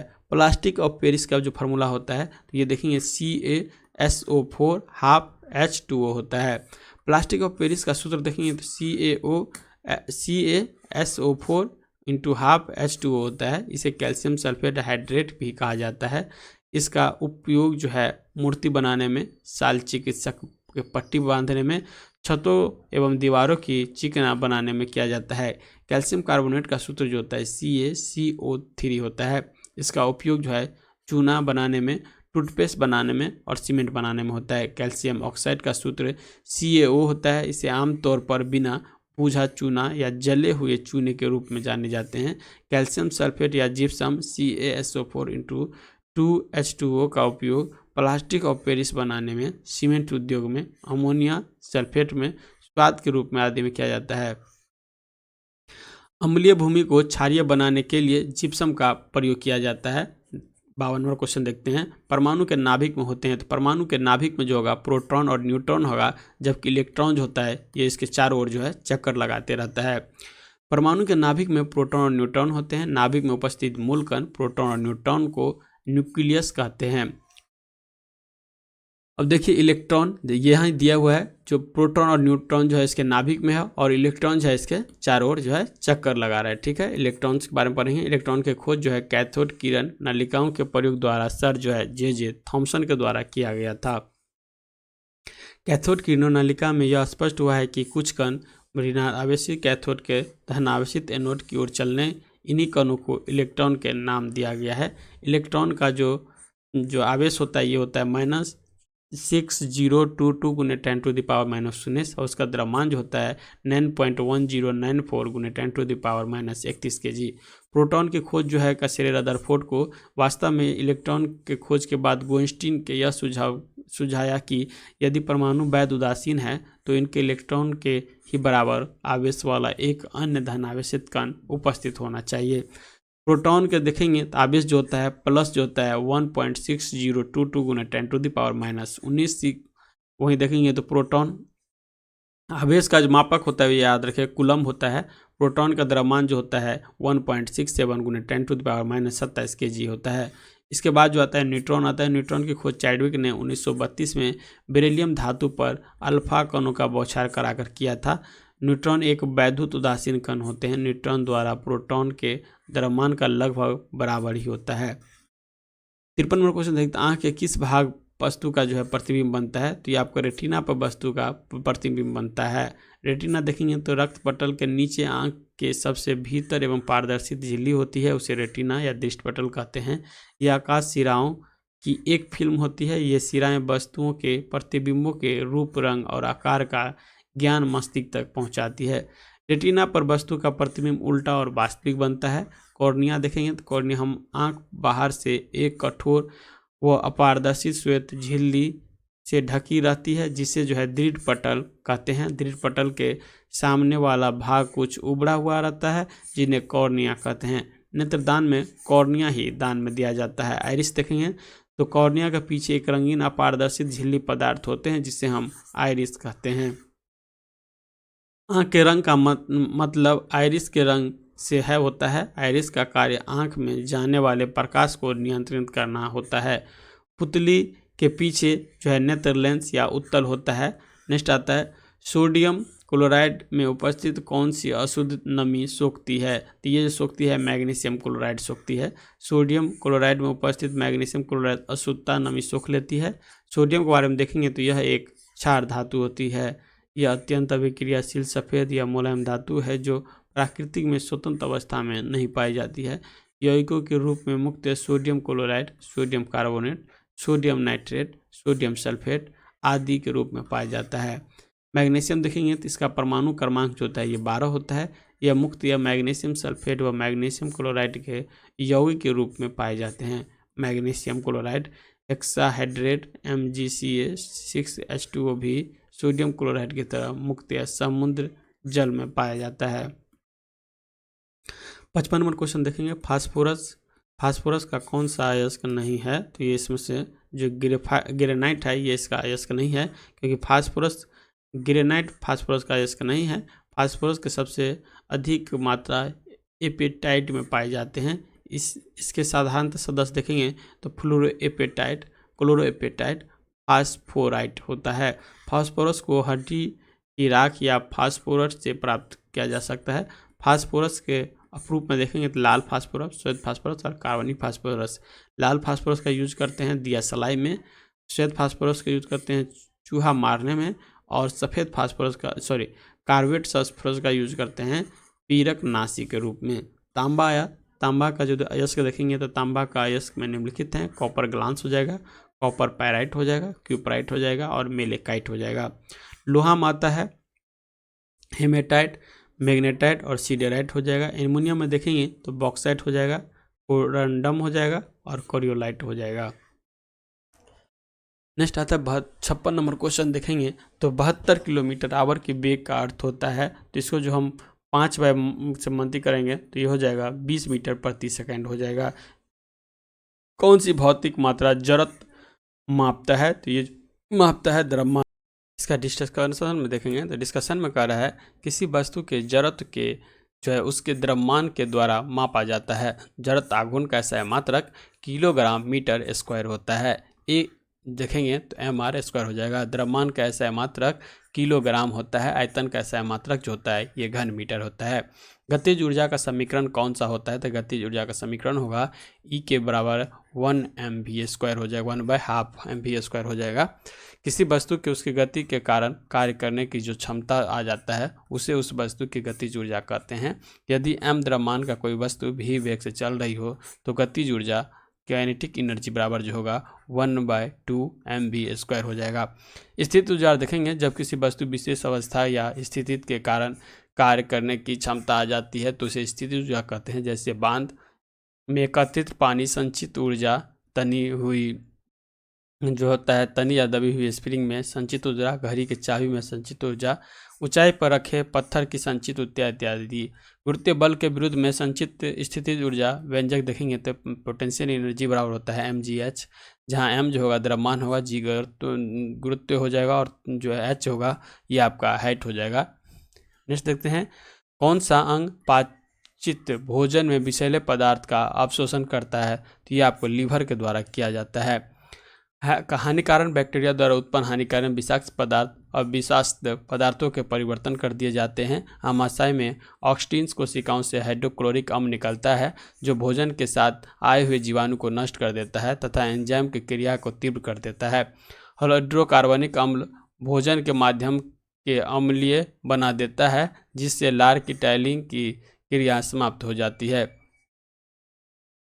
अग्नाशय देखेंगे तो मानव शरीर की दूसरी सबसे बड़ी ग्रंथि जो कि एक साथ जो है अंतःस्रावी नलिकाहीन और बाह्यस्रावी नलिका मुक्त दोनों प्रकार की ग्रंथि है। इसमें जो है अग्नाशय में रस निकलती है जिसे 9.8% जल तथा शेष भाग जो है लवण एवं एंजाइम होता है। यह क्षारीय द्रव होता है जिसका पीएच मान 7.5 से 8.3 होता है। इसमें 3 प्रकार के मुख्य भोजन पदार्थ है। कार्बोहाइड्रेट, वसा, प्रोटीन को पचाने के लिए एंजाइम होता है। इसके लिए पूर्ण पाचन रस कहा जाता है। वृक्क देखेंगे तो वह प्रमुख कार्य रक्त के प्लाज्मा को छान कर शुद्ध बनाता है, अर्थात इसमें अनावश्यक और अनुप्रयोग पदार्थों को जल की कुछ मात्रा के साथ मूत्र के द्वारा शरीर से बाहर निकाल दिया जाता है। वृक्क की जो कार्यात्मक इकाई होती है उसे हम नेफ्रॉन कहते हैं। इससे बनने वाले कैल्शियम ऑक्जेलेट का बना जो होता है वो पथरी होता है। मूल द्वारा वनस्पति प्रवर्धन इसमें होता है। तो किसमें होता है? स्वीटेड पोटैटो, यानी जो होता है मूल द्वारा वनस्पति प्रवर्धन स्वीटेड पोटैटो शकरकंद में होता है। इसका वैज्ञानिक नाम इपोमोएका बातात्स है। यह जो है कोनवोल्यूकेले कुछ कुल के एक वर्षीय पौधे हैं पर अनुकूलन परिस्थिति के बहुत शराबी सा व्यवहार कर सकता है। आलू सोलोनेसी कुल के पौधे होते हैं। यह भूमिगत तना का उदाहरण होता है। कंद देखेंगे तो आलू का होता है। घन कंद देखेंगे तो बांडा, केसर, जिमी कंद और अरबी होता है। वही पर कंद देखेंगे तो हल्दी, अदरक का होता है। सलकंद देखेंगे तो प्याज, लहसुन, लिलीज होता है। ये सब कंद होते हैं। विद्युत अपघट्य प्रक्रिया में कौन सा तत्व जो है नहीं प्राप्त होता है? तो ये आपका लोहा जो है नहीं प्राप्त होता है। विद्युत अपघट्य प्रक्रिया से लोहा तत्व नहीं प्राप्त होता है। सोडियम, पोटेशियम, कैल्शियम धातुओं को उनके गलित क्लोराइड के विद्युत अपघटन द्वारा निष्क्रिय किया जाता है, जबकि एल्युमिनियम धातु को उसके गलित ऑक्साइड के विद्युत अपघट द्वारा निष्कर्षित किया जाता है। 62 नंबर देखेंगे किसी यौगिक अणु का संग्रहित जो होता है 40 है। तो ये आपका देखेंगे तो NaOH का होता है। NaOH का अणु संहित देखेंगे तो 23 + 16 + 1 यानी 40 होता है। NaCl का अणु संहित देखेंगे तो 23 + 35.5 यानी 58.5 होता है। और CO का देखेंगे तो 40 + 16 यानी 56 होता है। इसी तरह से इसका होता है। NaCl का रासायनिक नाम देखेंगे तो सोडियम क्लोराइड होता है। व्यापारिक नाम साधारण लवण होता है। NaOH का रासायनिक नाम जो होगा सोडियम हाइड्रोक्साइड और व्यापारिक नाम कास्टिक सोडा होगा। CaO का देखेंगे तो रासायनिक नाम कैल्शियम ऑक्साइड होगा और व्यापारिक नाम जो होता है बिना बुझा चूना होता है। कितने अणु 1 मोल के बराबर होता है? तो ये देखेंगे 6.022 × 10⁻23 जो होता है ये 1 मोल के बराबर होता है।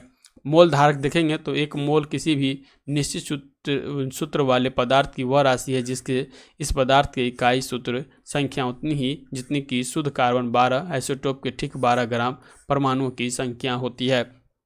मोल की इकाई का मान देखेंगे तो मोल का मान जो होता है 6.022 × 10⁻23 है। कार्बन में 12 ग्राम 1 मोल में जो है 6.022 × 10⁻23 परमाणु इतना जो है यही आपको एवोगाड्रो संख्या भी कहलाता है। क्या? ये 6.022 × 10⁻23 जो होता है।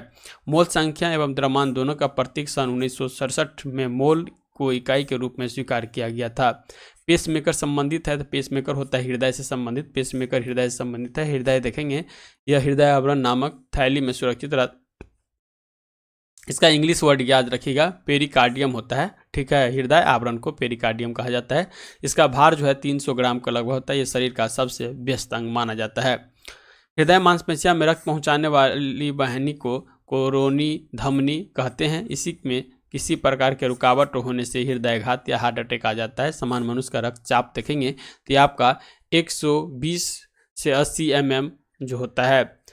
सिलोस्टोलिक जो होता है 120 होता है। और डायलिस्टिक याद रखिएगा, डायलिस्टिक जो होता है वो 80 होता है। रक्तचाप मापने वाले यंत्र को स्फिगैग्नोमोमीटर कहा जाता है। थायरॉक्सिन एवं एड्रेनलिन स्वतंत्र रूप से हृदय की धड़कन को नियंत्रण करने वाले हार्मोन होते हैं। मस्तिष्क देखेंगे, मनुष्य के मस्तिष्क अस्थियों के खोल क्रेनियम में बंद रहता है जो इस बाहरी आघात से बच जाता है। मनुष्य के मस्तिष्क का वजन जो होता है वो आपको 1400 ग्राम होता है। सेरिब्रम देखेंगे कि कार्य जो होता है यह मस्तिष्क का सबसे विकसित भाग है। यह बुद्धिमत्ता, स्मृति, इच्छा शक्ति, ऐच्छिक गतिविधियां, ज्ञानवाणी एवं चिंतन केंद्र होता है। ज्ञानेंद्रियों के प्राप्त प्रेरणाओं की इसके विश्लेषण में समन्वय होता है। थैलेमस देखेंगे, थैलेमस का कार्य दर्द, ठंडा, गर्म का पहचान करने का कार्य करता है। हाइपोथैलेमस का कार्य देखेंगे तो यह जो है संवेगात्मक क्रियाओं के नियंत्रण करता है। यह अंतःस्रावी ग्रंथियों के स्राव होने के हार्मोन्स का नियंत्रण करता है। पोस्टीरिंग प्यूटरी ग्रंथि से स्राव होने वाले हार्मोन हैं, इससे स्राव होते हैं। यह भूख, प्यास, ताप नियंत्रण, प्यार, घृणा आदि का केंद्र है। रक्तदाब जो होता है जल के उपापचय, पसीना, गुस्सा, खुशी आदि के इसी नियंत्रण में रहा है। सेरिबेलम के कार्य देखेंगे तो यह शरीर के संतुलन बनाए रखता है एवं ऐच्छिक पेशियों के संकुचन पर नियंत्रण करता है। यह आंतरिक कान के संतुलन भाग में संवेदनाएं ग्रहण करता है। ईईजी देखेंगे का प्रयोग मस्तिष्क के कार्य का पता लगाने में ईईजी यानी इलेक्ट्रोइंसेफेलोग्राफ जो होता है इसका जो है मस्तिष्क के कार्य करने का पता लगाया जाता है। फेफड़ा देखेंगे तो फेफड़ा 2 प्रकार के गैसीय पदार्थ कार्बन डाइऑक्साइड और जलवाष्प उत्सर्जन करता है। कुछ पदार्थ जैसे लहसुन, प्याज और कुछ मसाले जिसमें वाष्पशील घटक होते हैं का उत्सर्जन फेफड़ा द्वारा होता है। वृक्क देखेंगे तो मनुष्य एवं अन्य स्तनधारियों में मुख्य उत्सर्जक अंग एक जोड़ा वृक्क है। इसका वजन जो है 140 ग्राम होता है। इसके 2 भाग, बाहरी भाग को कार्टेक्स और भीतरी भाग को मेंडुला कहते हैं। प्रत्येक वृक्क देखेंगे तो लगभग 1,30,00,000 वृक्क नलिकाओं से मिलकर बना होता है जिसे हम नेफ्रॉन कहते हैं। नेफ्रॉन की जो है वृक्क की कार्यात्मक इकाई होती है।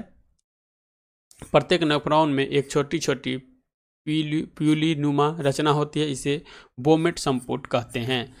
नेक्स्ट क्वेश्चन देखेंगे तो सूर्य से आती हुई पराबैंगनी किरणें से कौन हमें बचाता है? तो ये जो बचाता है ओजोन परत जो होता है इसे बचाते हैं। ओजोन परत जो होता है समताप मंडल में पाया जाता है और ओजोन जो परत होता है ये हमको जो पराबैंगनी किरणें आते हैं तो इससे हानिकारक किरणों को ओजोन परतें अवशोषित कर लेती है। यही यहाँ पर दिया है ओजोन परत को प्रभावित करने वाला जो गैस होता है वो आपको क्लोरोफ्लोरोकार्बन जो होता है ये गैस प्रभावित करता है और ये जो है रेफ्रिजरेटर फ्रिज से निकलने वाली गैस होता है। याद रखिएगा ओजोन दिवस जो होता है ये आपका 16 सितंबर को मनाया जाता है क्योंकि मॉन्ट्रियल में 16 सितंबर को ही आयोजन करके ओजोन संरक्षण दिवस के रूप में घोषणा किया गया था। 66 नंबर देखेंगे तो बांध के जल में कौन सी ऊर्जा संग्रहित होती है? तो यहाँ पे स्थितिज ऊर्जा संग्रहित होती है। बांध के जल में स्थितिज ऊर्जा संग्रहित होती है। ऊर्जा किसी वस्तु के कार्य करने की क्षमता उस वस्तु की ऊर्जा कहलाती है। ऊर्जा का एक अदिश राशि है, इसका अयस्क मात्रक जो होता है या ऐसा मात्रक जूल होता है।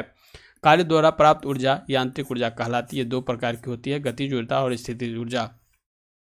गतिज ऊर्जा के बारे में जानते होंगे, जो चीज़ गति में रहेगा उसको गतिज ऊर्जा कहते हैं। गतिज ऊर्जा बराबर हो जाता है वो 12 mv²।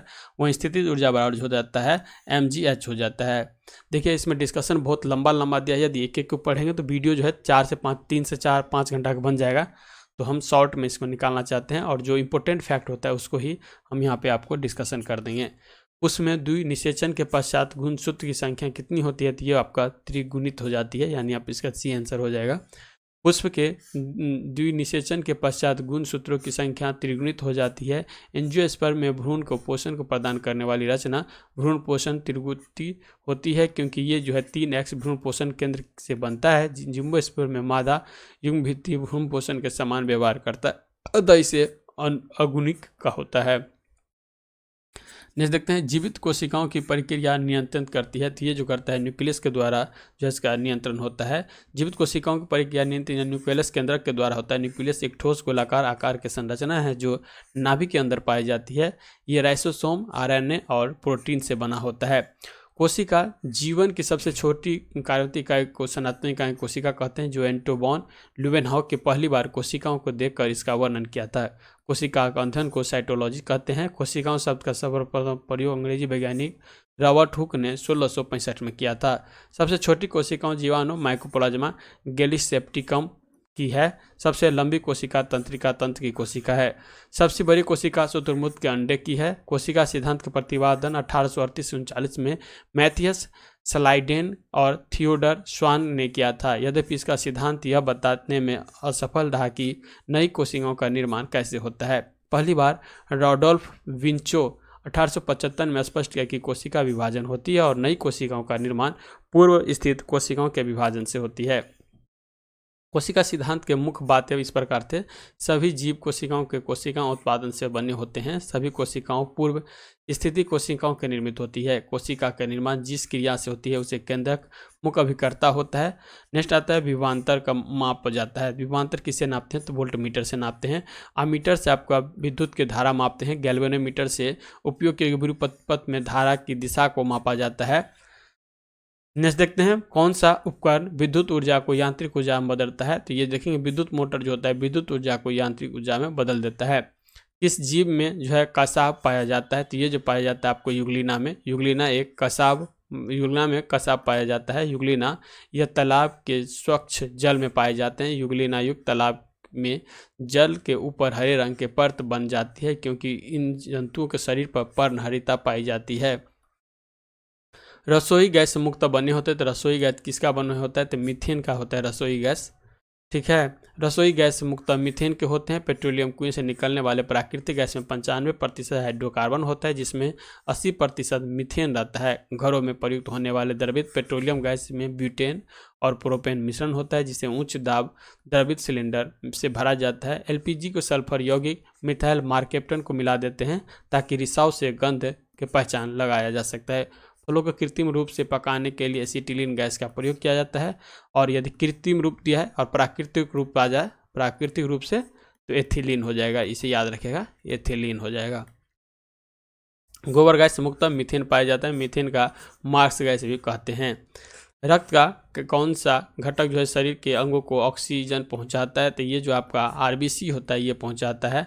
शरीर के अंगों को ऑक्सीजन पहुंचाने में आरबीसी मानव रक्त पहुंचाता है। रक्त का तरल संयोजी ऊतक होता है। मानव शरीर में रक्त की मात्रा शरीर के भार का लगभग 7% होता है। रक्त एक क्षारीय विलेख है जिसका पीएच मान जो होता है 7.4 होता है। वयस्क मनुष्य में औसतन 5 से 6 लीटर जो होता है ब्लड होता है। महिलाओं के पुरुषों की तुलना में जो आधा लीटर जो है कम होता है। रक्त में 2 प्रकार के पदार्थ पाए जाते हैं, प्लाज्मा और रुधिर। प्लाज्मा जो होता है यह रक्त के अजीवित तरल भाग होता है। रक्त में लगभग 55% भाग प्लाज्मा होता है। इसका 90% भाग और जल जो है 7%, प्रोटीन जो है 0.9%, लवण 0.1% ग्लूकोज होता है। शेष पदार्थ बहुत कम मात्रा में होते हैं। प्लाज्मा के कार्य देखेंगे तो पचे हुए भोजन एवं हार्मोन के शरीर में संवहन प्लाज्मा द्वारा ही होता है। सीरम देखेंगे तो जब प्लाज्मा फाइब्रिनोज नामक प्रोटीन निकाल लिया जाता है तो शेष प्लाज्मा सीरम कहलाता है। अब देखेंगे तो लाल रक्त कण यानी आरबीसी, श्वेत रक्त कण WBC और रक्त विषाणु। इसको देख लेते हैं जो फास्ट में ही देखेंगे। जैसे लाल रक्त कण हो गया, स्तनधारियों में लाल रक्त का उभयवतल होता है। इसके केंद्रक नहीं होता है। किसमें? आरबीसी में जो है केंद्रक नहीं होता है। अब अपवाद में जो 3 चीज होता है उसमें पाया जाता है। ऊंट, लांबा, नमक स्तनधारी आरबीसी में भी केंद्रक में पाया जाता है। आरबीसी का निर्माण जो अस्थि मज्जा में होता है। प्रोटीन, आयरन, विटामिन B12 और फोलोनिक अम्ल आरबीसी का निर्माण में सहायता होता है। भ्रूण अवस्था में इसका निर्माण जो है यकृत और पीलिया में होता है। इसका वजन जीवन काल जो होता है 20 से 120 दिन होता है। किसका? आरबीसी का। अभी हम आरबीसी के बारे में पढ़ रहे हैं, ये चीज़ याद रखेगा। इसकी मृत्यु यकृत, लीवर, पीलिया में होती है। इसीलिए यकृत या पीलिया को आरबीसी का कब्रगाह कहा जाता है। इसमें हीमोग्लोबिन होता है जिसमें हीम नामक रंजक होते हैं। इसके कारण रक्त का रंग जो होता है ये लाल होता है। ग्लोबिन लोहयुक्त प्रोटीन होता है जो ऑक्सीजन एवं कार्बन डाइऑक्साइड के संयोजन करने की क्षमता रखता है। हीमोग्लोबिन में पाए जाने वाले लोह यौगिक जो है हीमेटिन कहलाता है। आरबीसी से एक मुख्य कार्य देखेंगे, शरीर में कोशिकाओं के ऑक्सीजन पहुंचाने एवं कार्बन डाइऑक्साइड को वापस लाने में काम करता है।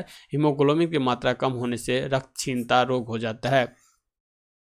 अब देखते हैं श्वेत यानी WBC के बारे में। WBC आकार एवं रचना में यह अमीबा के समान होता है। इसमें केंद्रक रहता है। इसका निर्माण जो है अस्थि मज्जा, लिम्फोनोड, कभी कभी यकृत एवं पीलिया में भी होता है। इसका जीवन काल 2 से 4 दिन। इसकी मृत्यु रक्त में ही हो जाती है। इसकी मृत्यु कार्य जो देखेंगे, शरीर को रोग संक्रमण से बचाना है। WBC का सबसे अधिक भाग जो होता है 60 से 70% न्यूट्रोफिल्स कनिकाओं का बना होता है। न्यूट्रोफिल्स कनिकाओं रोगाणु तथा जीवाणुओं का भक्षण करता है। रक्त बिंबाणु देखेंगे तो यह केवल मनुष्य एवं अन्य स्तनधारियों के रक्त में पाए जाते हैं। इसमें केंद्रक नहीं होता है। इसका निर्माण अस्थि मज्जा में होता है। इसका जीवन काल 3 से 5 दिन का होता है। इसकी मृत्यु पीलिया में हो जाती है। इसका मुख्य कार्य देखेंगे तो रक्त का थक्का बनाने में मदद करता है। डेंगू ज्वार के मानव शरीर में प्लेटलेट्स की कमी हो जाती है। रुधिर प्लाज्मा में प्रोम्बोथोर्मिन तथा फाइब्रिनोजेन का निर्माण यकृत के विटामिन के की सहायता से होता है। विटामिन के रक्त के थक्का बनाने में सहायता करता है। सामान्यतः रक्त थक्का 2 से 5 मिनट में बन जाता है। रक्त के थक्का बनाने के लिए अनिवार्य प्रोटीन फाइब्रिनोजेंस होता है। नेक्स्ट क्वेश्चन देखते हैं 4 नंबर, रसायन तत्व के दूसरे तत्वों से यौगिक करने की क्षमता का पता लगाया जाता है। तो ये संयोजकता से पता लगाया जाता है। नेक्स्ट देखते हैं, प्राणी कोशिकाओं में कौन सी कोशिकांग कभी भी नहीं पाई जाती है। तो ये आपका सेल भित्ति जो है ये नहीं पाया जाता है। प्राणी कोशिकाओं में सेल भित्ति कोशिकांग नहीं पाई जाती है। कोशिका भित्ति यह केवल पादप कोशिका में पाई जाती है।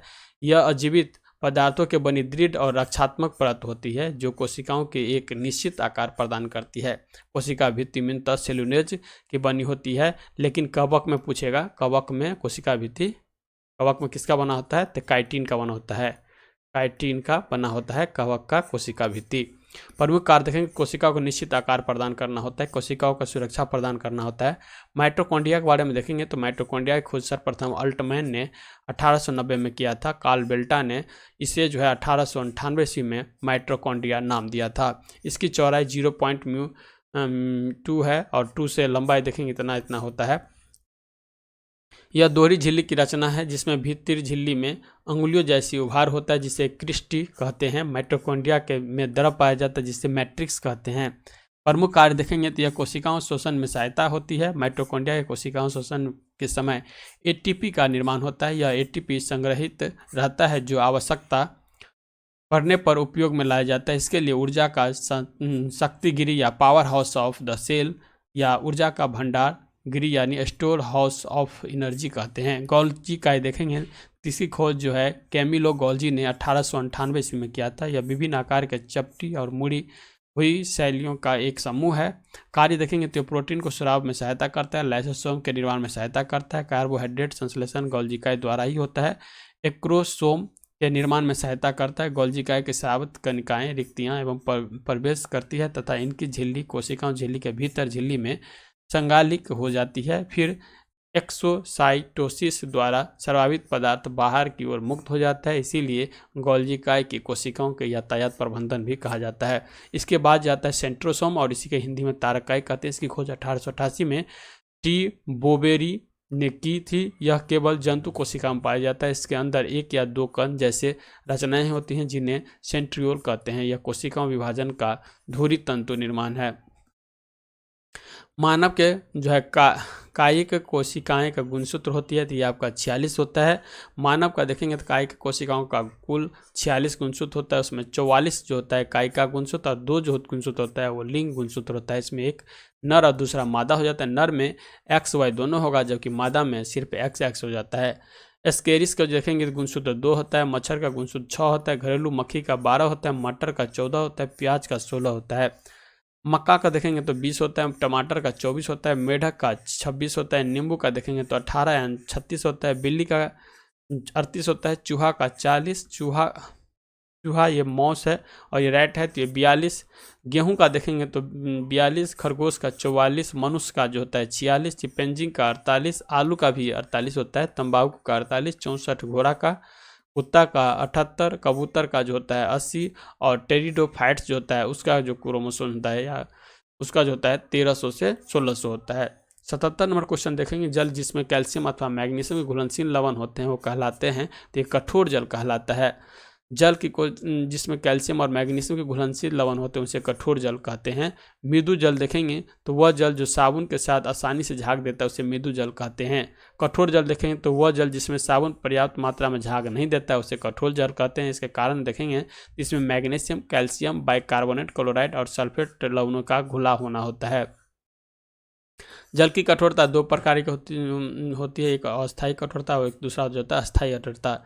जो अस्थायी कठोरता में जल में कैल्शियम और मैग्नीशियम के बाइकार्बोनेट घुले होने के कारण उत्पन्न कठोरता का अस्थायी कहते हैं। और अस्थायी में देखेंगे तो जब जल में कैल्शियम, मैग्नीशियम के सल्फेट अथवा क्लोराइड लवण घुले होते हैं तो इस जल में अस्थायी कठोरता होती है।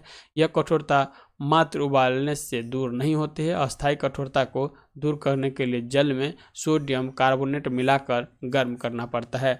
भारी जल देखेंगे तो D2O होता है, ड्यूटेरियम ऑक्साइड को कहा जाता है भारी जल। रक्त का कौन सा अवयव शरीर के मांसपेशी में ऑक्सीजन एकत्रित करता है? तो ये जो है हीमोग्लोबिन एकत्रित करता है। हीमोग्लोबिन शरीर के मांसपेशी में ऑक्सीजन एकत्रित करता है। लाल रक्त निकाय का मुख्य अवयव हीमोग्लोबिन है। इसका प्रमुख कार्य जो है शरीर की प्रत्येक कोशिकाओं में ऑक्सीजन पहुंचाना एवं कार्बन डाइऑक्साइड को वापस लाना है। यह रक्त को लाल रंग देता है। हीमोग्लोबिन एक प्रोटीन है जो लाल रक्त कोशिकाओं में पाया जाता है। हीमोग्लोबिन की मात्रा कम होने पर रक्तहीनता रोग हो जाता है। प्लाज्मा का कार्य देखेंगे तो पचे हुए भोजन को हार्मोन का शरीर में संवहन प्लाज्मा के द्वारा ही किया जाता है। परिदर्शी या पेरिस्कोप के सिद्धांत पर कार्य करते हैं। तो ये जो करता है आपका परावर्तन के सिद्धांत पर कार्य करता है। वायुजीवी श्वसन के दौरान जो है किसका पूर्ण ऑक्सीकरण होता है? तो ये जो होता है आपका ग्लूकोज का होता है। वायुजीवी श्वसन दौरान ग्लूकोज का पूर्ण ऑक्सीकरण होता है। ऑक्सीकरण वह अभिक्रिया है जिसमें किसी परमाणु की ऑक्सीकरण संख्या मान बढ़ जाता है, ऑक्सीकरण कहते हैं। अपकरण देखेंगे तो अभिक्रिया जिसमें किसी परमाणु की ऑक्सीकरण संख्या घट जाती है उसे अपकरण कहते हैं। 81 नंबर है आवर्त सारणी किसने तैयार किया था? तो आवर्त सारणी जो है ये आपको मेंडलीफ के द्वारा तैयार किया गया था। नेक्स्ट जाता है, ये देखेंगे तो सेलेट रूपांतरित रूप है। सेलेट किसका रूपांतरित रूप है? सेल का जो है रूपांतरित रूप है। सेलेट सेल का रूपांतरित रूप है। पृथ्वी की सतह पर कठोर भाग के चट्टान कहते हैं जो पृथ्वी की बाहरी परत की संरचना का मूलभूत इकाई है। उत्पत्ति के आधार पर ये 3 प्रकार के होते हैं: अग्नेय चट्टान, अपसादी चट्टान और कैंद्रिक चट्टान। अब इसके बारे में देखेंगे तो अग्नेय चट्टान का रूपांतरक रूप देखेंगे तो अग्नेय चट्टान का और कैंद्रिक चट्टान में तो ग्रेफाइट से नीस बनता है, साइनाइट से साइनाइट नीस बनता है, गेब्रो से सर्पेंटाइन बनता है, बेसाल्ट से सिस्ट बनता है और बिटुमिनस कोयला से ग्रेफाइट बनता है। वही कैंद्रिक चट्टान का रूपांतरण देखेंगे तो कैंद्रिक चट्टान जो है कैंद्रिक में फाइलाइट बनता है और फाइलाइट से सिस्ट बनता है। अपसादी चट्टान के रूपांतर देखेंगे तो अपसादी चट्टान और कैंद्रिक में तो सर्पिंड देखेंगे तो संपीड सिस्ट बनता है। बलुआ पत्थर क्वार्टेजाइट बनता है। सेल देखेंगे तो स्लेट बनता है। चूना पत्थर आपका संगमरमर बनेगा और लिग्नाइट कोयला जो है ये आपका एंथ्रासाइट कोयला होगा। और सबसे शुद्ध कोयला कौन होता है? एंथ्रासाइट कोयला जो होता है शुद्ध कोयला, जिसमें 90 से 95% जो है कार्बन की मात्रा रहता है। बिहार के मुख्यमंत्री की नियुक्ति किसने की थी? तो बिहार के मुख्यमंत्री जो है बिहार के राज्यपाल के द्वारा इसकी नियुक्ति की जाती है। मुख्यमंत्री राज्य परिषद के प्रधान होते हैं। राज्यपाल व्यक्ति मुख्यमंत्री नियुक्त करता है जो विधान सभा में बहुमत दल का नेता है। अनुच्छेद 167 के अंतर्गत राज्यपाल को राज्य के शासन के संबंधित मंत्रिमंडल के निर्णय का अवगत कराना मुख्यमंत्री का संवैधानिक कर्तव्य होता है। राज्यपाल जानते हैं राज्यपाल की नियुक्ति जो है राष्ट्रपति के द्वारा किया जाता है और इसके बारे में ऊपर तो पढ़ ही चुके हैं तो यहाँ इतना पढ़ना इंपॉर्टेंट नहीं है। ये देखते हैं बिहार के द्वि राजभाषा कौन सी है? तो द्वितीय राजभाषा उर्दू है। बिहार के द्वि राजभाषा उर्दू है। बिहार में प्रथम राजभाषा हिंदी है। राज्य के वृक्ष देखेंगे पीपल है। राज्य के पशु आपका बैल है। राज्य के पक्षी गोरैया है। और राष्ट्रीय दिवस जो बिहार का दिवस मनाया जाता है वो 22 मार्च को मनाया जाता है। नेक्स्ट आता है बिहार की स्थापना जो आता है 1 अप्रैल 1912 को हुआ था, जो कि बंगाल से प्रेसिडेंसी अलग होकर और उसमें बिहार और उड़ीसा मिलकर जो है बिहार का स्थापना हुआ था। बिहार राज्य की अन्य भाषा में मैथिली, भोजपुरी, मगही, बज्जी और इनका आती है।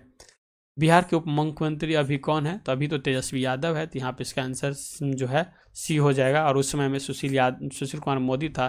तो ये था, अभी तो याद रखिएगा ये। नेक्स्ट देखते हैं फरवरी 2017 में मनाए गए विश्व रेडियो दिवस का विषय क्या था? तो उस समय विषय था आप हैं रेडियो। किस वैश्विक कार कंपनी ने भारत में अपने वाहनों की बिक्री बंद करने की घोषणा 18/2017 को किया था? तो ये क्या था? जनरल मोटर्स के द्वारा। केंद्र सरकार द्वारा 30 मई 2017 को कितने रुपए का नया नोट जारी करने की घोषणा किया गया? तो ये 1 रुपये का। अब 10 रुपये पर देखेंगे चॉकलेट ब्राउनी कलर का है और इस पर कौन सा है? सूर्य मंदिर का चिन्ह है। 20 रुपये का हरित पीला है और इस पर एलोरा गुफा का चित्र है। 50 रुपये पे यह फ्लोरेंस ब्लू कलर का है और हम्पी का पत्थर से बना रथ का बना दिया गया है। 100 रुपये पर लेवेंडर कलर है जबकि रानी का बौ है इस पर चित्र अंकित। 200 रुपये पर ब्राइट येलो है और सांची का स्तूप है। 500 पर लाल किला है। 2000 पे मंगलयान का चित्र अंकित किया गया है। रामनाथ कोविंद राष्ट्रपति पद त्याग से बनाए जाने के समय किस राज्यपाल पद पे थे? तो ये बिहार के राज्यपाल के पद थे। भारत एक है तो भारत एक क्या है? भारत जो होगा, भारत एक पंथ निरपेक्ष राज्य है जो इसमें से किसी में नहीं चर्चा है तो यहाँ पे इसका आंसर डी हो जाएगा। विश्व बैंक का दूसरा नाम क्या है? तो विश्व बैंक का दूसरा नाम जो है IBRD है। ठीक है। अंतर्राष्ट्रीय मुद्रा कोष का स्थापना जो है 27 दिसंबर 1945 का मुख्यालय वाशिंगटन डीसी में है। IMF के सदस्यों की संख्या जो 190 है। 109वां देश जो बना है अंडोरा बना है। वर्तमान में इसके अध्यक्ष क्रिस्टिना जॉर्जिएवा है और बैंक ऑफ इंटरनेशनल सेंटिमेंट, तो ये तो इतना इंपॉर्टेंट नहीं है। ये देख लेते हैं संयुक्त राष्ट्र संघ की स्थापना कब हुआ था। ये 1945 में हुआ था। संयुक्त राष्ट्र संघ की स्थापना 24 अक्टूबर 1945 को हुआ था। वर्तमान संयुक्त राष्ट्र संघ के सदस्यों देशों की संख्या 193 है। 193वां देश जो बना है वह बना है दक्षिणी सूडान बना है। संयुक्त राष्ट्र संघ के प्रथम महासचिव ट्रिवेली नॉर्वे फरवरी 1946 से नवंबर 1952 तक थे। संयुक्त राष्ट्र संघ के वर्तमान महासचिव जो है ये आपका एंटोनियो गुतेरस है जो कि पुर्तगाल के हैं। विश्व का सबसे बड़ा दूरदर्शी कहाँ स्थित है, तो ये जो है आपका चीन में स्थित किया गया है। न्यूजीलैंड का कौन सा पक्षी विलुप्त हो गई है, तो ये आपका मोआ जो है ये आपका विलुप्त हो गई। न्यूजीलैंड के मोआ पक्षी विलुप्त हो गई। कीवी न्यूजीलैंड के राष्ट्रीय पक्षी है और ये नहीं उड़ने वाली सबसे छोटी पक्षी होती है। 8 मार्च को मनाया जाता है, तो 8 मार्च को जानते हैं विश्व महिला दिवस मनाया जाता है। विश्व पर्यावरण दिवस 5 जून को, बाल दिवस 14 नवंबर को, सुरक्षित मातृ दिवस 9 मई को मनाया जाता है। TRP का अर्थ होता है ये आपका टेलीविजन रेटिंग पॉइंट जो होता है, ये TRP आपका अर्थ होता है। 97 देखते हैं कौन सी विश्व निकाय 1920 में स्थापित हुई और 1946 में से भंग कर दिया गया, तो लीग ऑफ नेशन हो जाएगा। नेक्स्ट देखते हैं 98 नंबर, समुदाय के स्वास्थ्य का पता चलता है, तो समुदाय के स्वास्थ्य का पता शिशु मृत्यु दर से पता चलता है। नेक्स्ट क्वेश्चन देखेंगे। नेक्स्ट क्वेश्चन 99 नंबर दिया है, मध्य प्रदेश के नेपाल नंबर किस लिए प्रसिद्ध है, तो ये आपका न्यूज प्रिंटिंग फैक्ट्री के लिए जो है प्रसिद्ध है। मध्य प्रदेश के नेपाल नगर न्यूज प्रिंटिंग फैक्ट्री के लिए प्रसिद्ध है। कागज़ के प्रमुख उत्पादन राज्य में पश्चिम बंगाल में टीटागढ़, रानीगंज, त्रिवेणी है। बिहार में पटना, बरौनी, समस्तीपुर है। झारखंड में संथाल परगना है। उत्तर प्रदेश में सिकंदराबाद, मेरठ, सहारनपुर आदि है। भारत में जो है सबसे पहले कागज मिल जो है 1832 में पश्चिम बंगाल में श्री रामपुर में स्थापित किया गया था। कागज का पहला सफल कारखाना 1879 में लखनऊ में लगाया गया था। नेक्स्ट देखेंगे, कागज उद्योग में उपयोग किए जाने वाले रसायन जैसे caustic soda ash, soda phosphor, सल्फ्यूरिकम, चूना एवं जल आदि होते हैं। होशंगाबाद में नोट छापने के कागज बनाने का सरकारी कारखाना है। चीनी उद्योग देखें तो भारत में चीनी उद्योग की शुरुआत 1903 में बिहार के पहली चीनी मिल की स्थापना किया गया था। नेक्स्ट लास्ट क्वेश्चन देखेंगे जो है लास्ट क्वेश्चन है, त्रिपिटक किस धर्म से संबंधित है। त्रिपिटक जो हो जाएगा ये आपका बौद्ध धर्म से संबंधित है। हिंदू धर्म से देखेंगे तो रामायण और महाभारत जो कि महाकाव्य है। ईसाई धर्म का पवित्र बुक बाइबल हो जाएगा। इस्लाम धर्म के कुरान हो जाएगा। सिख का गुरु ग्रंथ साहिब हो जाएगा। पारसी का जिंदा अवेस्ता हो जाएगा। यहूदी का तोरहा हो जाएगा।